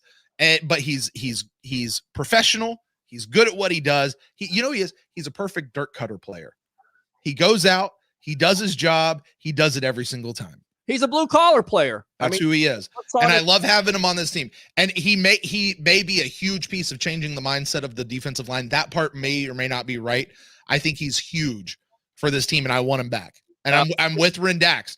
I wouldn't say he's my favorite player on the team, but he's one of them. I love Ndamukong Suh. I'm so glad that I was wrong about him. And I tell you right now, the veteran leadership that he's provided to the rest of the defensive line cannot be undersold. Let's go out to Curtis from Newport Richie. Welcome to the Evolution. You're on with yours truly, along with Brent Allen of the Pewtercast. What do you have to say, my friend? Well, I want to get in on this Ndamukong Suh conversation. Sure, go for it. So ever since he's been here, I've been like, Gerald McCoy, who? Right. That guy? Right. Exactly. Who is that guy we drafted a pick after Ndamukong Suh all those years ago? Right. Yeah. I absolutely. agree. I agree with you. And it still looks like he has something left in the tank. He was still able to get pressure on a Patrick Mahomes, and people discounting and saying, well, you can go in a younger direction. Maybe you can, but if the guy wants to stay here and he's not pricing himself out, I could definitely see him back in a Bucs uniform on this defensive line, playing alongside of Vita Vea. Suh is a certified badass. Okay. Yes. Nobody can say anything about that guy.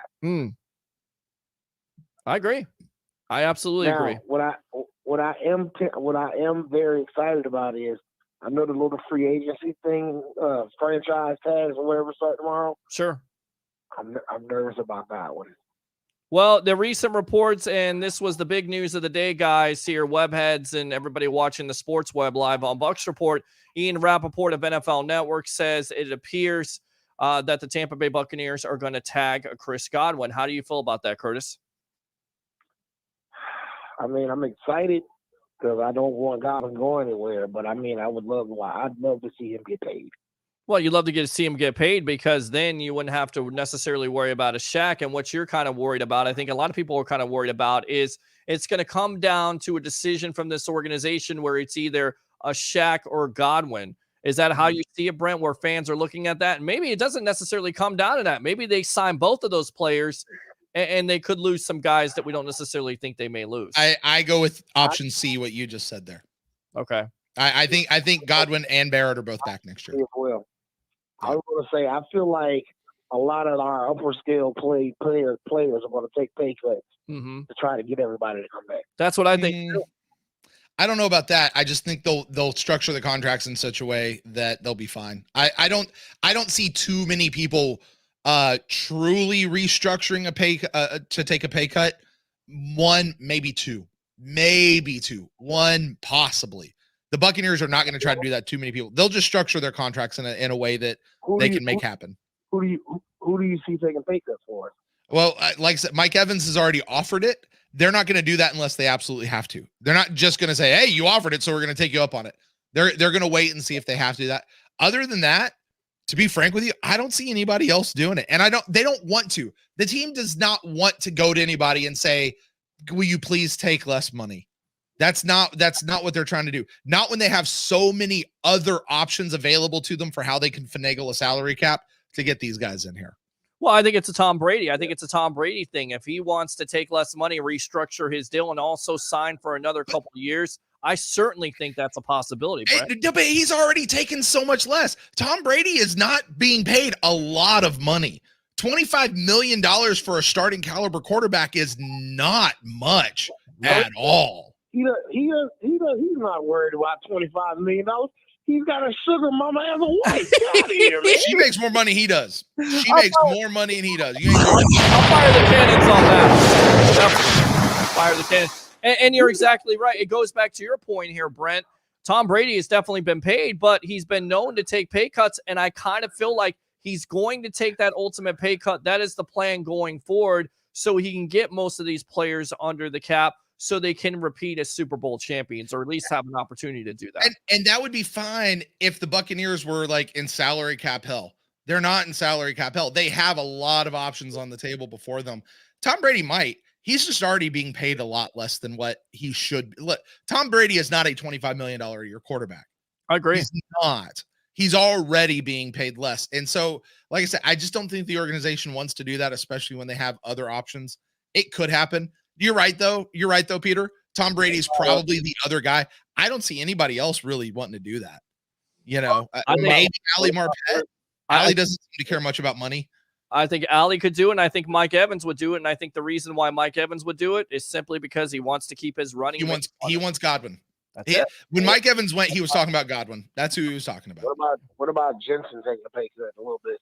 No, Jensen ain't gonna take a pay cut. He's on his last year. They're gonna pay him what they paid him, and then it'll just be a conversation if they extend him or not. What they could do though for Jensen is they could extend his contract and then structure it in such a way that he's less of a hit this year. He'll still get the money. They would just structure a new contract to bring down his cap hit this year, but he's not going to take less money. He's just going to take less of a hit this year. Yeah. What are we thinking? What are we thinking that the Levante Davis contract's going to look like? I have no idea what it's going to look like. It'll be fair. It'll probably be fair to a little bit low, but he'll be, you know, I would see maybe a 3-year deal with 2 years guaranteed is probably a Levante David type deal. And I you know, $25 million maybe. I don't know. I'm just kind of pulling that number out of the air. I heard 17 a year. 17 a year for a 3-year, 2-year guaranteed type deal. That's sure. Yeah. I mean, that's possible. Certainly possible. That's what he's worth. He might take less. Definitely. You definitely were least. Yeah. All right. What else, Curtis? Nothing, man. I'm just, I had got diagnosed with COVID last week, man. Oh. So I've been in the hospital for a couple days. Damn, Curtis. I'm glad you out, man. Or I hope you're out, unless you're calling us from the hospital. I'm still here. Well, that's good. You're still here. I'm waiting to get released, actually. Okay, well, that's good. He's actually calling us from a hospital room right now. That's right, God damn it. Oh, sorry. I don't mean to get excited like that, but. Hey, Peter, I've gotten phone calls from people all over the place, all over the world, in all different situations. I've never had somebody call me from a hospital room. He's calling me from a hospital. That's cool, man. Gentleman, Curtis from Newport Richie. And are you in North Bay by chance? That's right. My sister's there too. She had a mild stroke, so. Okay, well, I'm praying for your sister. Thank you, man. I'm praying for you, buddy. Get better, I'm good. And thanks a lot for calling. You know what, man? Listen, honestly, when I got hit, it shocked me. It hit me like a ton of bricks. Mm-hmm. Like, honestly, it was a lot of swamp ass and just mucus. That's all it was, bro. Yeah. Like I didn't lose taste. I didn't lose smell. You know, I didn't have the headaches or the eye problems or anything. Yeah. It just was spitting up a lot of mucus and a lot of toilet paper. Well, I'm telling you right now, I'm glad you're good, man. Thanks a lot for calling the show. And like you said, he said this before, Brent. He said my show gets him through the day, gets him through the night. So, man, I hope this show is definitely getting you through the day and the night, my friend. I'm literally sitting here watching Monday Night Raw and listening to you guys on my phone. Well, I happen to think we're probably a little bit more entertaining, and then the writing is probably a lot better here than on Monday Night Raw. But I still love to watch wrestling, just not as much. It is definitely definitely 100 times more entertaining watching you guys. God, how could the Miz be world champion? I just don't get it. Please. You know, I remember that guy when he went on the what's the show, the one they were like trying to make it or break it. Real World or whatever. Yes, the real world. Yes. Yeah. Oh Real my gosh. World. Yeah, what a joke. Yeah. Well, but I mean, you got to give the guy his credit. He took it and turned it and made a career out of it. Sure. There you go. Absolutely, he did. I mean, you know, I don't take anything away from anybody making some money, and you know, he did what he had to do to make some money. He seen an opportunity, he took it and he ran with it. Yep. And you know, I take my hat off to him as a man just for that. You know, but agree. He's a joke as a champion. Yeah, he is. I was just excited to watch Edge spear Roman Reigns. That's all I was excited for. Oh, that's good. That's good stuff. Good stuff. And what Edge is doing right now, looks like he's going to be in that main event versus Roman Reigns. All right, good stuff, man. Appreciate you. Get better. And thanks a lot for calling the Evolution. All right? All right, guys. All right, buddy. All right, we'll read the rest of these comments, and I'll get you out of here for the night. Once again, Brent Allen of the Pewtercast doing a bang-up job here. Want to read the rest of these comments because we got a lot to go here, lots of questions. Let's see. Godwin, Rendex says, Godwin is the last big money wide receiver contract the Bucs are going to have to pay. Wide receiving market is going to bust. 5 to 8 tier. Number one wide receiver up coming to this league since 2018 by short. Agree? I haven't looked at it, but I trust Ren's analysis with stuff like that to go, yeah, he's probably right. Yeah, I mean, I'm trying to think of who actually has come in that's been like top tier wide receiver since 2018. Yeah, he might be right. He really might be right. Yeah. Let's go out to UCAN. Ben Israel says players were signing Stephon Gilmore, Richard Sherman, Von Miller, OBJ, Deshaun Watson. Hey, you know, I heard this Deshaun Watson. He's up and you know, I've watched a few of his games. There's just something about this kid that I like. And you know, if he just came in and he sat behind Tom Brady for a year, maybe learn some stuff, he could be a special kid. Yeah. But Deshaun Watson, I like him. I think we should get him as a backup. You can. That's what you get for trolling me once again. First of all, Richard Sherman is, you know, on his last legs. You don't want to take away from what you got. Yeah. Stephon Gilmore was talked about, but again, the development of this back end with, of course, a Jamel Dean, a Carlton Davis, a Sean Murphy Bunting. There's no reason to go out and get another corner, right? Unless you're looking for somebody with a little more veteran experience, because our oldest cornerback was a third year. Going into next year, our oldest cornerback's a fourth year player. So maybe you're wanting to look at that. Look, Sean Murphy Bunting had a very up and down year. Jamel Dean had a very up and down year. Carlton Davis was fairly consistent across the board. So maybe if you're looking for a little more consistency, but Sean Murphy Bunting also was playing great there at the end. Jamel Dean was playing back to the way Jamel Dean tends to play there towards the end. So, you know, I think they're doing fine. You know, maybe you want to look for another safety, maybe, but yeah, I don't know. Look, they're fine. They're fine. I like the idea of drafting a cornerback every year and just letting them develop. So draft one and don't go get a big free agent. Will the Brady effect benefit the Bucs in free agency re-signs as well? I agree. It will. Vea makes the defensive line. Frank G says, I like Sue over McCoy. He says SUE, not SUA. So that's okay. Sue still brings a certain attitude to that defense. Frank M, ever since they both came out of the draft, Sue ever got hurt. McCoy was always hurt. Rendax again says, who's Gerald McCoy? That guy jumps off sides inside the 10 like it's its job. That's who. Bucs time 12. We could use the backup for Vita. Vita is not always healthy. Nacho was a drop-off. We also need an edge rusher to rotate with Shaq and JPP. This is why I don't want to overpay Godwin. I disagree with Nacho being that. Nacho was a drop-off. But you're talking about the difference between, I don't know. You're talking about the difference between Rob Gronkowski and Tanner Hudson, between Vita Vea and Nacho. Like that's the level of player. That's not taking away from Nacho. That's just saying how good Vita is. Right. And you're not going to find anybody who's up on Vita's level. You're just not. There is no other Vita Vea out there. Nacho did admirable. he did admirable.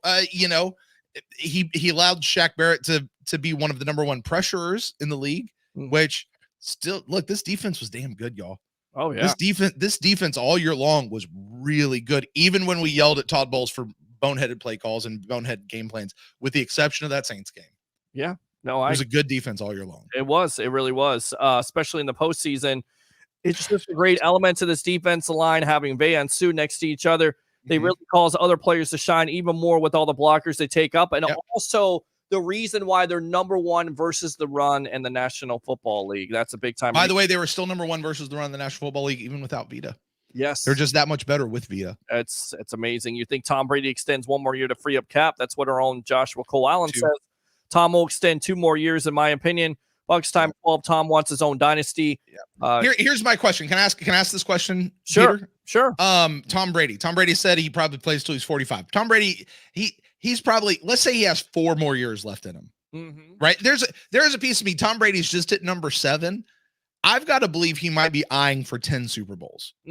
Like he wants 3 more. 3 more. And he could do it. That's the crazy thing, right? He could do it. Do you think Tom Brady has found a new home in Tampa and wants to stay in Tampa to sort of ride off in the sunset and win here? Or is he like, hey, I kind of like moving to a new team. Let's go check out another team after next year is over. Like, that's the question I have about Tom. Like, what's his mindset? No LeBron James effect. I think he wants to stay in Tampa. He knows that he can best win in Tampa. So I think you could be right. He wants to earn another 3 championships. And as crazy as it sounds, it's not that far-fetched if the Bucs can keep their core together, especially offensively and especially offensively with Tom Brady. Yeah. But defensively is probably more important than offensively, because I think Tom Brady can make anything happen. Yes. Well, we've seen him do it. That's the thing. We've seen him do it for 20 years. So. Exactly. All right, let's see here. We'll read the rest of these comments and I'll get you out of here. Once again, Brent Allen of the Pewtercast. Thanks a lot. I hope he stays here. Chris Williams says Gronk will have a lower salary. That's bingo right there. Mark says, so we are talking Godwin and Shaq getting paid. Where does that leave us in regards to Levante David? Would hate to see him go. We kind of talked about that, where it goes with value, depending on if a bad team is willing to overpay. I think Levante may take a little bit less because he wants to stay in Tampa and have another opportunity. Yep. Brent's doing a great job tonight, says Ren Dax. Bucs time 12. How cool would it be for Brady to play for even less money to just build the team? I think that would be such a statement to the league, but it's what he's done throughout his career. So anybody to be surprised by that is crazy. He would have done that. He would have done that with the Patriots and most likely would have stayed if they would have made a commitment, Brent, to go out and get him weapons. Yep. You're absolutely right. He would do it. My only argument against that, Peter, is that they don't have to. That's it. He would. They just don't have to. There's other options they have. Yeah. Well, you're exactly right, but I think that is an option. You're right. That is an option, and he would do it probably. All right, let's see. More D-line and edge. Agree. Can never go wrong with that. Ron, Bucs, fantastic. McClary, great show tonight. Pete and Brent Allen. Bucs time 12. Brady wants to stay. There was an article today that he said he loves this team. That he does. Yes, he does. And I love when Brent Allen's on the evolution of sports talk television, the Sports Web, live on Bucs Report, brought to you by Advanced Auto Parts. Go ahead and promote yourself once again. Yeah, hey, listen, you guys want to follow me, you find me at Brent Allen Live across all the social medias, and you guys come hang out with me for one more show over at the Pewtercast, Sunday night, 9 o'clock. It's the Pewtercast Awards, my favorite show of the whole year, and until then, you guys go vote for your favorites from this year. Let the team know how much you love them, how much you appreciate them, and who you think is the player of the year, rookie of the year, and all that other stuff, thepewtercastawards.com. All right, Brent Allen of the Pewtercast, thanks a lot for your time on the evolution of sports talk television. All right, boss? Thanks, Peter. All right, there you go. Good stuff. There you go. And, of course, the Tampa Bay Buccaneers are still world champions, and we have an open phone line, 727-255-0391 and 727-255-0391. Again, Brady wants to stay. There was an article today that said he loves the team. He does. What's not to love about it? Let's go out to the live comments off my cell phone here. I like Godwin, says Dustin, a lot, but would hate to break up the defense because we couldn't afford all the players. It's easier to find legit wide receivers than legit edge rushers. Sean says hello. Dave says, I'll take Brate over OJ any day. OJ is not as clutch as Brate, and OJ can't stay healthy. Fournette played awesome, but I think he is expendable. Rojo is going to be even better next season. Just get that running back with hands on the cheap. Dave also says Godwin needs to stay a Buck. Sean says, pay Godwin, damn it. He's due. He deserves it. He's a baller. Sean says, let Brady cook. LFG, fire those cannons as we shall. I think that's there. Ron, again, good show tonight. Pete and Brent Allen. How many interests do you think AB really has from other teams? How much interest do you think he has? And what do you think he's worth? Not sure, but I think he'll come back to the Bucs because, of course, they gave him the opportunity. And, of course, you have the opportunity to play with Tom Brady. You have to pay Vita pretty soon as well. You're absolutely right. Why are you stepping out, Brent? Love you and Ren on the Pewtercast. Dave says she didn't mind Gronk denting the Lombardi by using it as a bat when he was with the Pats. No. Hell no, OBJ, says Dave. Glazers need to let Brady buy interest in the Bucs. Keep that Brady way in the building for years to come. Sean says, I think of great wide receivers like a Harrison, a Wayne, or Holt and a Bruce, or Irvin and Harper, Stallworth and Swan. Look, there is chemistry with these two. Great 1-2 punch. Good point, Sean. Dave says Brady is seeing at least one more Super Bowl run, so he's willing to restructure and keep the pieces and reap the money and the endorsements after football. Alex says, yo, Alex and Kimberly, so thanks a lot for tuning in. And I love our back end with Dean Whitehead, CD3, and SMB. We raise these pups to lions. Okay, we're good with that. Papa, I guess he's calling me Papa. So, okay, appreciate that. Go ahead.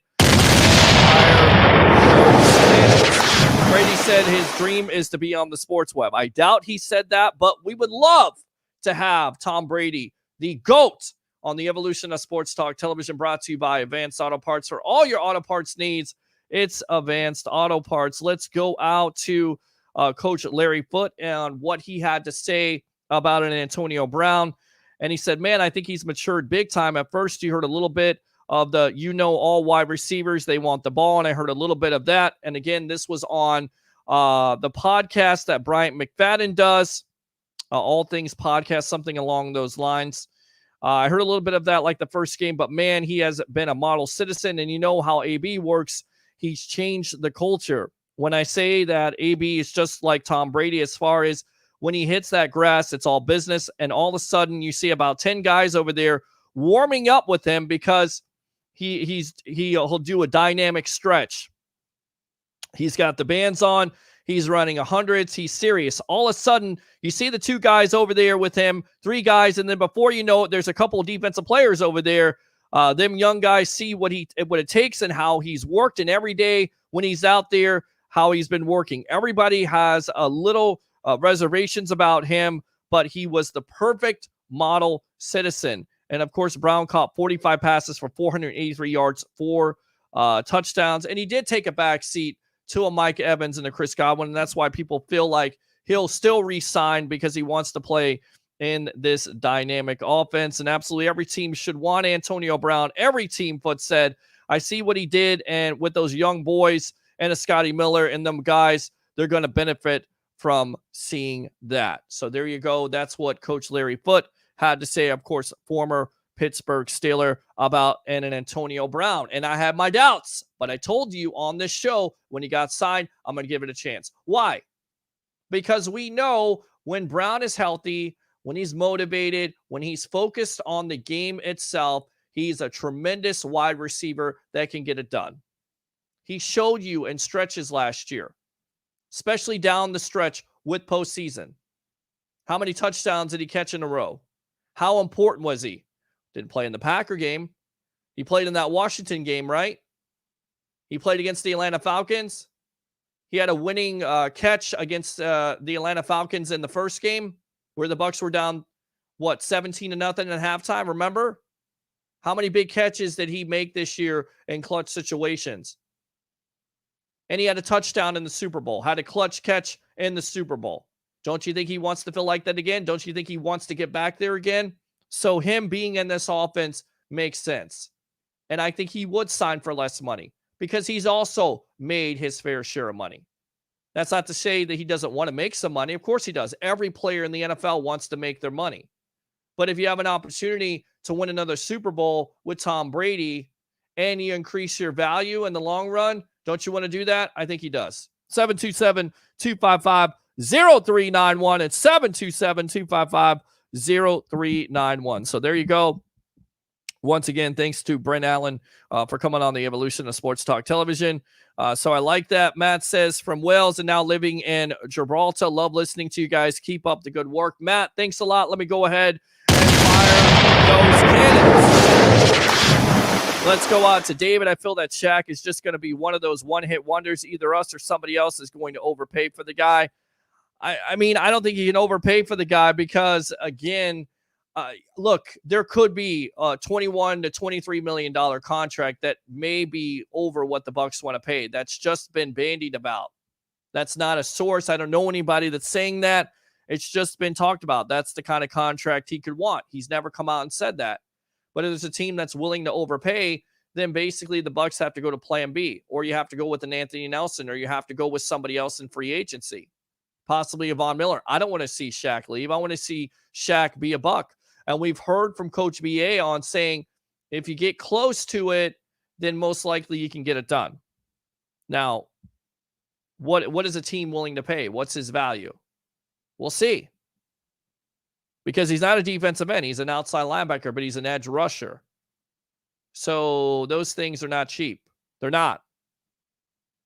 So he's definitely going to make his money. So we'll see where the Bucs are on that front. I hold my breath when I think about AB. He's being good now, but he has a short fuse. I want him on the team, and I hope he stays out of trouble. But even if, let's say you re-sign AB to another contract and he gets into trouble, right? You still have a Chris Godwin, you would think. You still have a Tyler Johnson. You still have a Scotty Miller. So he is important to your team, but if you lose him, it's not like your whole world has ended. It's not like the sky is falling at that point. You still have talent on this team. And we don't even mention the tight end position where you have Gronk, you have Cameron Brate, and you have O.J. Howard. You have all those players. So you have plenty. You have a plethora of weapons on the outside for Mr. Tom Brady. You do. Bucs time 12. Tyler Johnson was also a stud in the playoffs. I mean, again, how many big-time catches did he make? Is there a possibility that possibly Chris Godwin prices himself out and you go with an Antonio Brown, a cheaper option, to be that slot receiver, number 2 wide receiver, or you go with the Tyler Johnson and you put him in the slot? Is there a possibility of that? I think there could be. From this recent report today from Ian Rappaport, it doesn't seem so. I don't want Chris Godwin to leave. I don't want Shaq Barrett to leave. But at the end of the day, it is all about a business. It is. And as a fan, I get it. You want every player to be on the team. But at the end of the day, that's not realistic, is it? Although the Bucs showed last year with all the talk of them possibly losing all these players, they were able to re-sign them. So again, I would just say, let it play out. Let's see where the cap is at the end of the day. He hasn't been a one-hit wonder as it is. He has another pretty good season. He had 10 sacks prior to the season. Well, he had 19 and a half for the Bucs, and then he had 8 this year. But of course, he had sacks in the postseason that we didn't count. So you got to count those. So again, what do you think about the recent report from Ian Rappaport? What do you think about free agency overall? 727-255-0391. It's 727-255-0391. It's the Sports Web live here on Bucs Report. I'm your host, Peter Blake, giving you something to think about. Let's see here. Shaq might not want to be all world, but he is good and consistent. We also need another edge rusher in addition to Shaq and JPP. They never get a chance to catch a break. I mean, again, you have an Anthony Nelson, but besides that, and of course, JPP getting up there in age. So we definitely need to take a look at some of those edge rushers, but you're not going to get an opportunity to get one of those elite edge rushers because you're picking number 32. Good problem to have. It is. It absolutely is a good problem to have. Was kind of amazed by this because I heard this report today. In fact, this comes from Michael Silver of the NFL Network. Russell Wilson has had plenty of ways throughout the 2021 offseason. So much so, roughly a third of the league 1/3 of the league has called the Seattle Seahawks to see what it may take to acquire the superstar quarterback, according to, again, Michael Silver of the NFL Network. Jason La Canfora has said that Seattle potential willingness to listen to offers on Wilson is also something they would do only if more than likely it would involve 3 first-round draft picks. Three first-round draft picks. Is that something we'd want to give up? Is there any player in the National Football League these days that are worth 3 first-round draft picks? Would you give up? Take Tom Brady out of the equation. Let's just say Tom Brady wasn't your quarterback. Would you give up 3 first-round draft picks for a Russell Wilson or Deshaun Watson? 727-255-0391 and 727-255-0391. Silver reports that clubs around the league believe the conversation starts with 3 first-round draft picks. And again, the possibility just a starting point to acquire. Just a starting point. That's not the final tally. That would be the starting point. You actually have to start the conversation with 3 first-round draft picks. Is Wilson worth it? Mahomes, 3 picks. It's a good one. With that big-time salary, though, if you take that salary off of Kansas City's hands, you take the 3 first-round picks, you give them the player, would Kansas City have to pay half of that salary, in your opinion? The Jets should give up 3 picks. Well, the Jets would do something like that. Great show, PB. Appreciate you, Sean. Thanks a lot. Let me go ahead and fire those. You look at the numbers. They're comparable to Tom Brady, right? 40 touchdowns he threw last year. That would be Russell Wilson. 13 interceptions. Tom only threw 12. 69%, well, 68.8, so I guess you rounded up to 69%, and over 4,000 passing yards. So you could see why the Seattle Seahawks would start the conversation with 3 first-round draft picks just to start the conversation. What do you think about Deshaun Watson? What do you think about the Carson Wentz trade? Does that work for you? Because all the talk was that Wentz and the Eagles were asking for a first-round pick. They didn't even get a first-round pick. They got a conditional first-round pick. Is that a good trade for the Indianapolis Colts? 727-255-0391. It's 727-255-0391. Also, the team that, again, you should be worried about getting a Watson in this whole off season of the quarterback carousel, if you will, would be the Carolina Panthers. Because the Carolina Panthers were looking to get a Matt Stafford. And the Carolina Panthers have, in their opinion, most likely a stopgap quarterback in a Teddy Bridgewater. Why would you not go after Deshaun Watson if you're the Carolina Panthers? Does that make sense? I mean, it gives you a quarterback for 10 to 15 years. You have to basically compete with the arms race, if you will. I mean, it puts you in the conversation, doesn't it? To have a quarterback like a Watson. He's got the wide receivers on the outside. 3 number 1 picks for Deshaun Watson.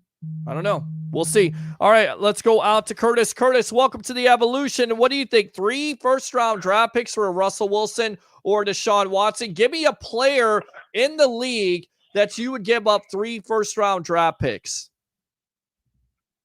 First of all, how old is Russell Wilson? He's like 32 or 33 years old. I mean, he's up there in age. There's a strong possibility that you could do that for Russell Wilson. There's a strong possibility. Him, Deshaun Watson. I'd give Patrick Mahomes, after his Super Bowl performance, 3 third-round picks. Mm-hmm. Now let me stop messing around.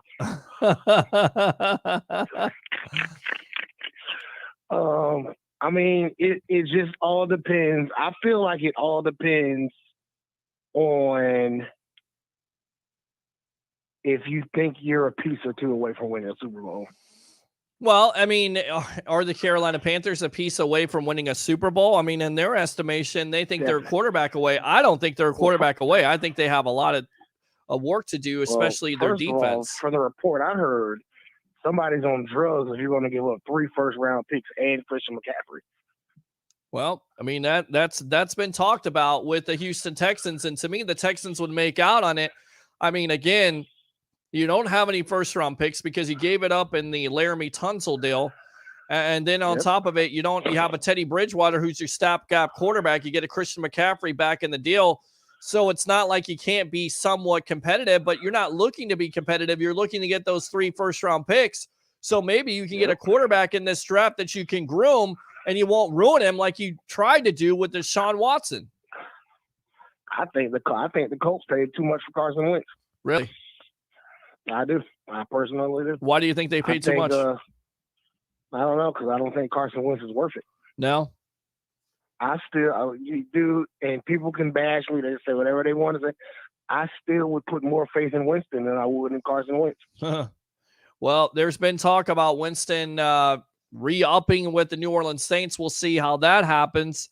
Of course, there's also been talk about Winston going to the Chicago Bears because, of course, the Bears were in on that conversation for Carson Wentz. For me, the Chicago Bears, that would be a team that would give up 3 first-round picks because you have the defense in place. To me, they're quarterback away, in my opinion. And I think we're not even going to really even talk about it. I feel bad. I shouldn't say this, but I don't even think we're going to be talking about Jared Goff in the next 2 or 3 years.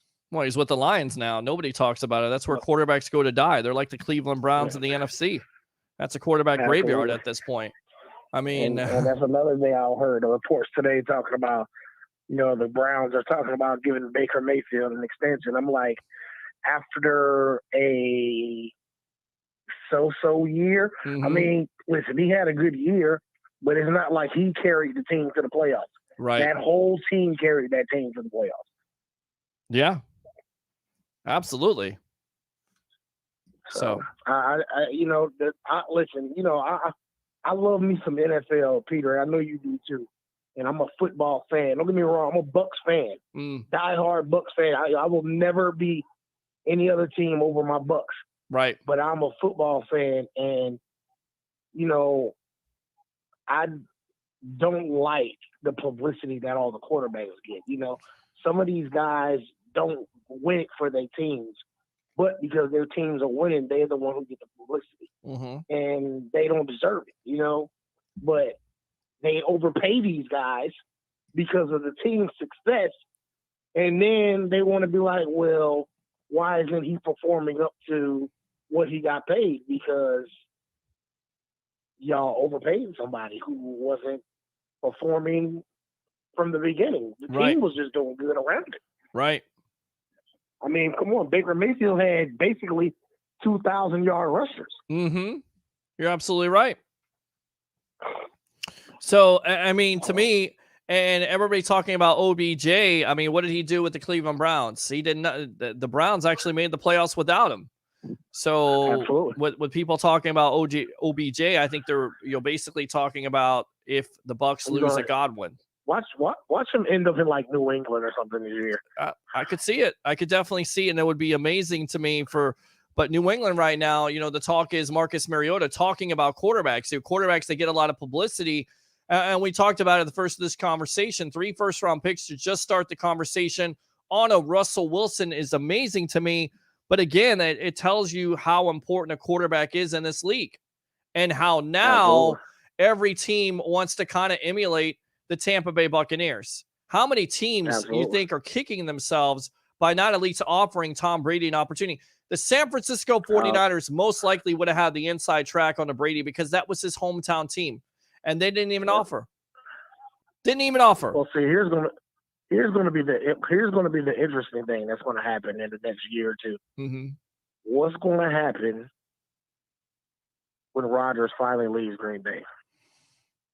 Well, a lot of people thought it was going to be this year, but yeah, I agree. When is that going to happen? If the reports and stuff are like they might seem like they go, I think he's going to play this year, and depending on what happens this year, then they're going to, kind of kick Rodgers to the curb and start that love kid, and then it's going to be a madhouse because everybody's going to be out here throwing money at Rodgers. Because here's the thing, Rodgers is just like Brady. That guy's not going anywhere. Right. You can look at Rodgers and be like, man, that guy's got a lot of football left in him. A lot of football left in him. Agree. And somebody's going to pick him up, and wherever he goes, he's going to do great things.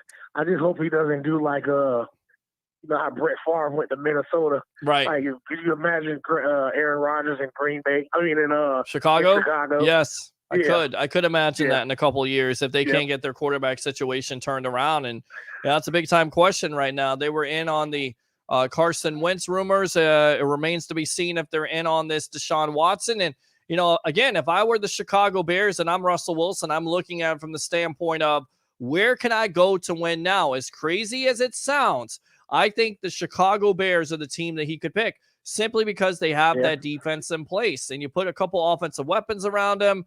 With Russell Wilson, I definitely think, you know, and what it comes down to is Wilson is so upset with the Seahawks because they haven't put enough around him, just like Tom Brady. That's the reason why Brady left the Patriots, could be the reason why Wilson wants to leave the Seahawks, because they're not putting enough around him. They're putting it all on him. You're not putting enough weapons around him. You're not putting a consistent running game around him. You're not putting consistent offensive line around him.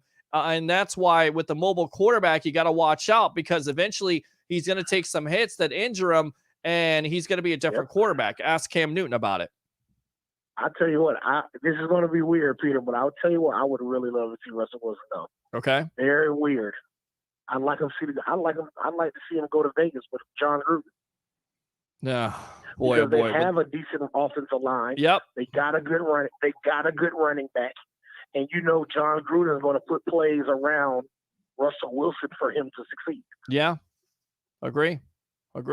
I tell you right now, though, again, the report today is that Derek Carr is going to be their quarterback in 2021. That really is not a shocker to me, because Derek Carr played well. So I'm just not sold on him, though. I've never been sold on Derek Carr. I mean, he hasn't been great, and he hasn't been like garbage, but I just have never been sold. He's kind of middle of the road at this point. You're kind of looking for him to take that next step, and I'm not sure if he's going to do it with John Gruden. I'm not sure. You hope he does, for Gruden's sake. I'm actually looking for Stafford to have a great year with the Rams this year. If he can stay healthy, that's what it comes down to. You know, can he stay healthy? Can he stay healthy for a full 16 games? If he can stay healthy with that defense, then definitely you would have to say the Rams could not only win that division, but they're in playoff contention, and not only playoff contention, but they're in Super Bowl contention, because we know how Matt Stafford can flick it all over the place. He can. All over the place. Yep. And the Rams got the weapons. You know, and he's tough as nails. He is. He's really tough as nails, but he just can't stay healthy. They got to protect him. You got to protect a quarterback. And the Lions have done a terrible job throughout Stafford's career of trying to protect him. They've done a terrible job of that. So, Absolutely. All right, Curtis. Good stuff, man. Let me go ahead and fire those cannons for your second call. Appreciate you, boss. All right. Get better. All right. Good stuff. So yeah, I mean, that's the question for the night right there. Also want to go out to this, and I don't know if you saw this, but it went viral. The yelling match, if you will, or the heckling incident by the teenager J. Seth Owens at the 7-on-7 Cam Newton football camp. Well, it looked like it was a Cam Newton football camp. But basically, in so many words, he was saying Cam Newton's a free agent. Cam Newton screamed back, I'm rich.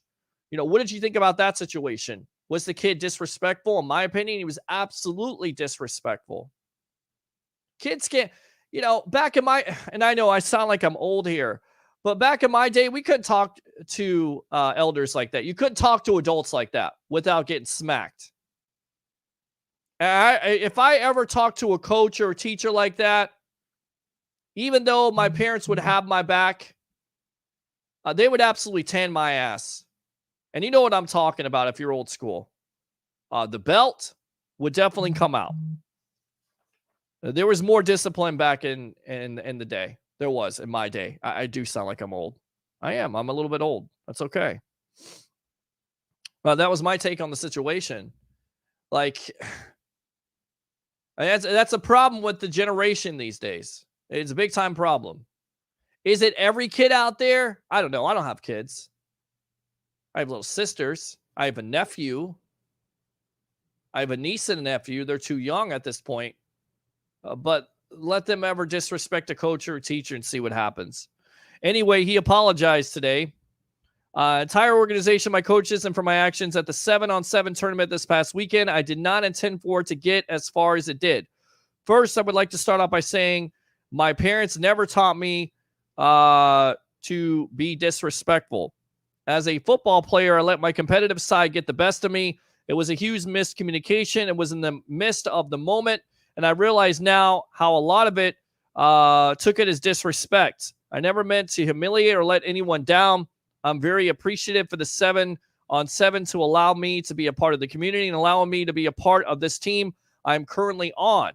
I realize this can dictate my future as a young man, having very big dreams and goals, but I will not allow this to stop me from getting where I need to be. So again, I apologize and hope I can be forgiven. So what are your thoughts on that whole situation? 727-255-0391. It's 727-255-0391. No player is worth 3 draft picks. Sorry, bro. Just my opinion, says Sean. You screw up your organization for at least 5 years if watching a Russell gets hurt for 3 number 1 draft picks. Sean again. Cam Newton, very unprofessional. The kid was disrespectful. Brought shame to his family. Most kids don't think about that, but I was taught that at an early age. I mean, that's where I kind of stand on it. And Cam, he had this to say in his Instagram post. And again, you know, there was nothing right about him saying I'm rich. He shouldn't even responded to it. But at the end of the day, kids should be seen and not heard. That's what my father used to say to me. Maybe that's old school, but maybe we need a little bit of old school mentality, a little bit of discipline so this doesn't get out of control. And I think the kid realized that basically, I don't necessarily think he was in the wrong. He doesn't think he was in the wrong. I think basically what he's alluding to is that this could dictate his future, that somebody looks at this and says, well, if this kid is going to be this way, maybe he's uncoachable. Maybe he's a guy that's all concerned about social media and something going viral instead of concerned about the game itself. He's done nothing in his career, absolutely nothing. He should have nothing to say about Cam Newton, especially with Newton reaching out to him and having the kid at his football camp. Am I in the twilight zone here? This kid should never be on social media. That's the problem. You know, social media is a great tool. We show that every night here on Bucs Report. We give you information. We entertain you. We try to at least enlighten you, make you think about things. But this can also be a tool of ignorance, if you will. It can be.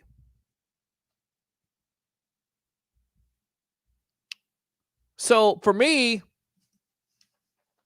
maybe the kid isn't necessarily, maybe he didn't realize he did anything wrong, because I don't hear anything of him saying, I apologize to Cam Newton for being a dumbass. Yeah, you apologize, but you know, to me, you should have to go on social media and say it. It's not well written at all. It's terrible. All right, people often forget, and this is what Newton had to say, people often forget as athletes that are often seen on TV, loved by most, hated by some, we are real dads, real friends, and real brothers, real sons, real human beings. With that being said, when I attend tournaments all across the country with my all-star team, I've given my time, my energy, my expertise to these kids coming to our program for over 11 years, and that is not what people want to hear or even want to see.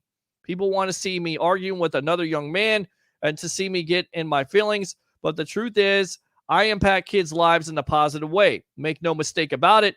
I allow kids to realize they're out by using their football talents to get them to the next level, and in most cases, out of the hood. Which is the point. He is giving that time. Say whatever you want to about Cam Newton being a free agent, but he's quite accomplished, is he not? Did he not win an MVP in the NFL? Did he not win a national championship with Auburn? Has he not started for 10 years? He's accomplished more than this kid has. This kid needs to realize that. Respect your elders. That's what my parents used to say. 727 still say to this day. 727-255-0391. It's 727-255-0391. Excuse me. I mean, I get passionate about it. I do. I didn't like it at all. I didn't like the response by Cam Newton. I'm rich. I mean, that's not going to do anything. Not responding to it would have been better. It looks bad on social media, but the kid is absolutely in the wrong. He's completely in the wrong. I mean, yeah, Cam Newton's a free agent. He's definitely seen his best days, that's for sure. But that kid has no right to say that. No right. He's accomplished absolutely nothing. Nothing at all. Nothing. All right. David says, this is my opinion. You had a chance to prove that last year wasn't a fluke, especially when Vita went out. And talking about Shaq Barrett, he had a chance so he could carry this defensive line as our top edge rusher. And to me, he didn't show it.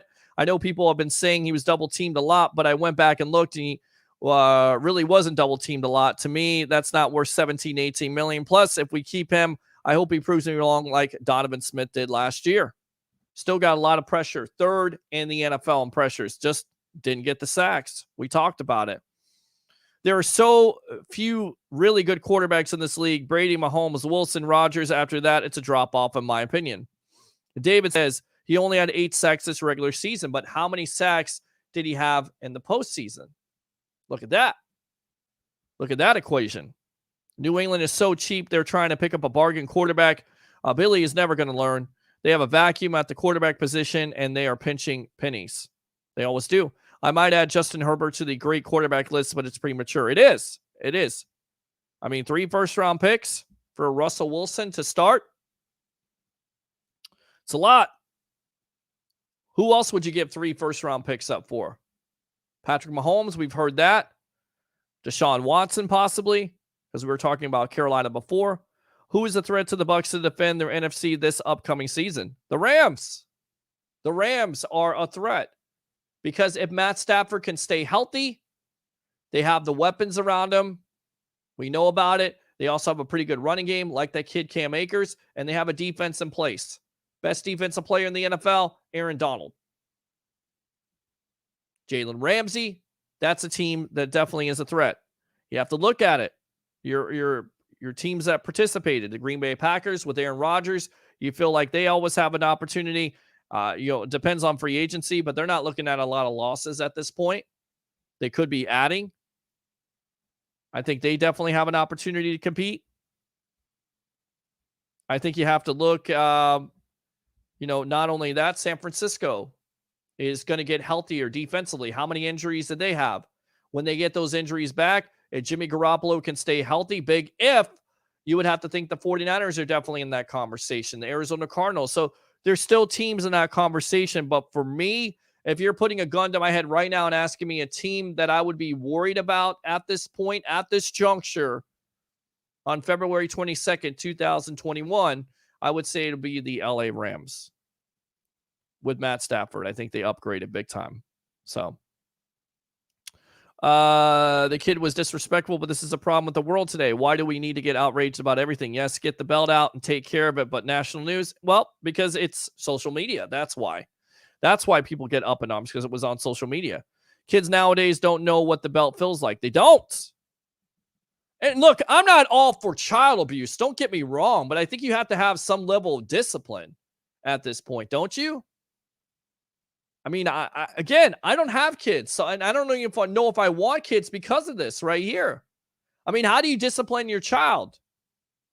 Not to get off on a tangent, but really, how do you discipline him? I mean, I was disciplined. I was grounded again. Belt, switch.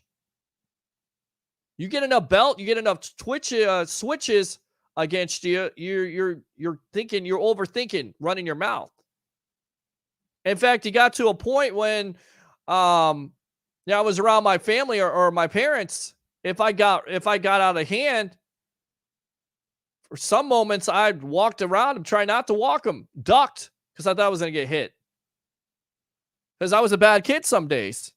But you learn real quick not to run your mouth, not to get out of hand. Where's the proper discipline at? Grounding of him? Telling him to apologize to the coach in front of the teammates? That would have been something. You probably could have done that. The parents could have done that. Where are the parents at in this situation? Does he have a father figure in his life? It's a big deal. You know? Don't have a father figure in your life. Mom can only do so much. Moms are amazing single parents. But if you don't have that father figure, then maybe that's the reason why he's out of control. Maybe he needs that. So yeah, David says, makes you wonder how he was raised to disrespect somebody that gave him opportunity that he normally wouldn't have is totally ungrateful. It is. I mean, that was my big problem with it.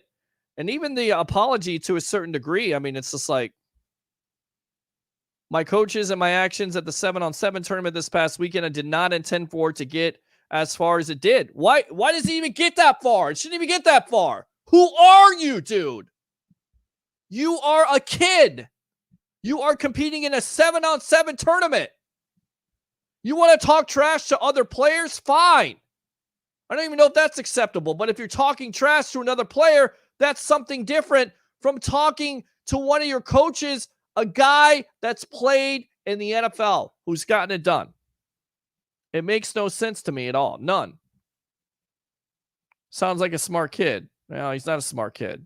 Smart ass. Cam Newton overrated. Well, maybe he is, but why is it the kid's job to say that? That's what I don't understand, guys. I know you're being funny, but, you know, it's I mean, maybe he is overrated, but he's played in the NFL for 10 years over this kid. So why does the kid have anything to say? That's my thing.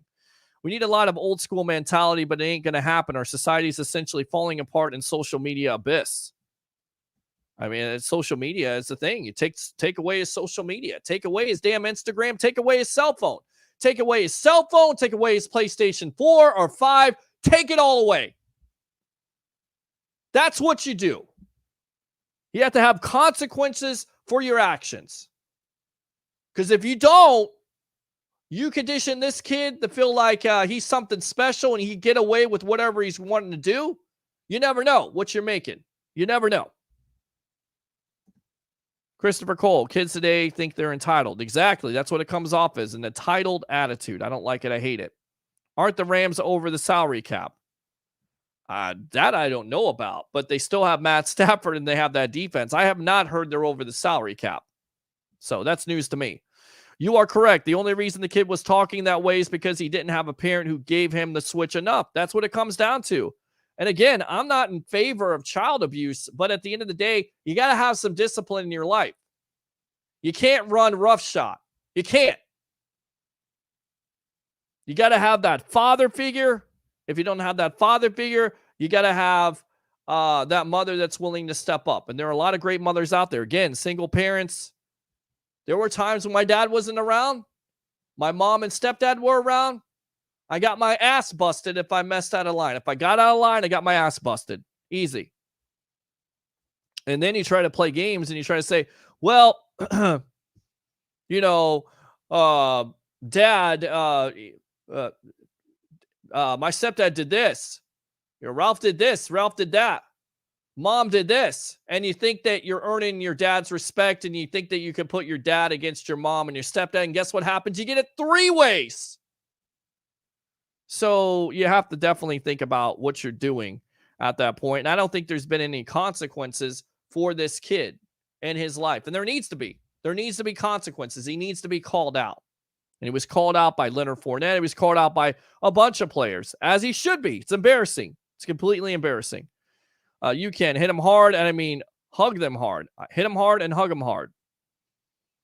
Still remember to this day, Dad says, I hit you because I love you. Swear to God. Swear to God, I know he would be laughing right now. I hit you because I love you. You know why he hit me? He's trying to discipline me. Everybody takes it, oh, it's child abuse. It's ruined the child's mentality. I don't know anything about that. What I do know is that I didn't backtalk my dad anymore. I didn't have any smart comments. I didn't grit my teeth. I didn't put my fist up to my father. I didn't do the same thing to my mother, so my mother put me down on the ground. And that's it.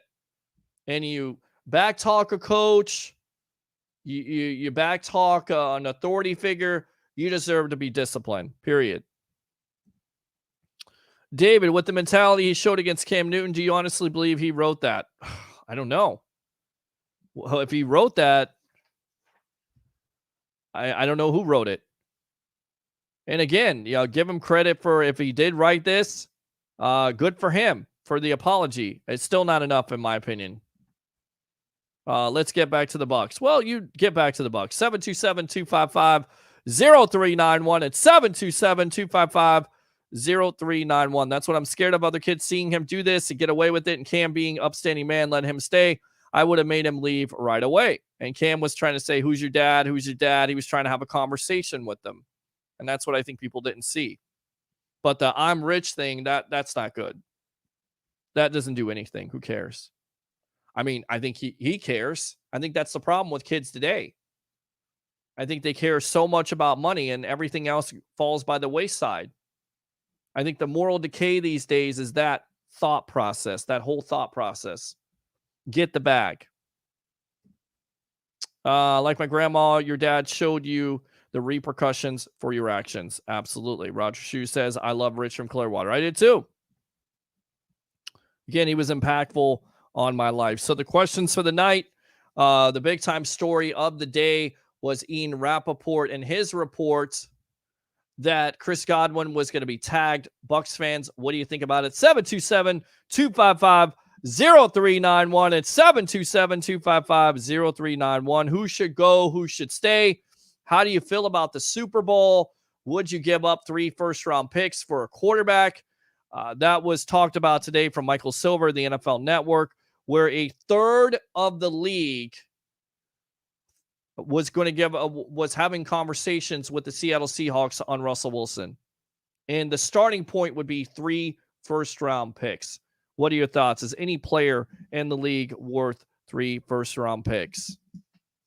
727-255-0391. So, I'll tell you what, we've been burning up the lines here. I'm going to get the hell out of here because I've been through a lot. My family's been through a lot. Once again, say some prayers for my little sister, Christine Blake. I love you. You just went through a mild stroke. I shouted you out tonight on the Evolution of Sports Talk Television. Get better. Big brother is definitely coming to town to see you eventually. But guys, thanks a lot for everything. Thanks a lot for all your prayers. Keep on sending those prayers for her so she can get better. Relatively young, but we're all going to get through this together. Not only my family, but Bucs Report family. Thanks to all the callers. Thanks to Brent Allen. And as always, you guys make the show what it is. We will be back on Friday night here live on the Evolution of Sports Talk Television, brought to you by Advanced Auto Parts. For all your auto parts needs, it's Advanced Auto Parts. I'm your host, Peter Blake. Do 3 things for me early on this Tuesday morning. You ready? Bring your passion. Bring your excitement. Just don't bring any nonsense. I'm your host, Peter Blake. Have a great night.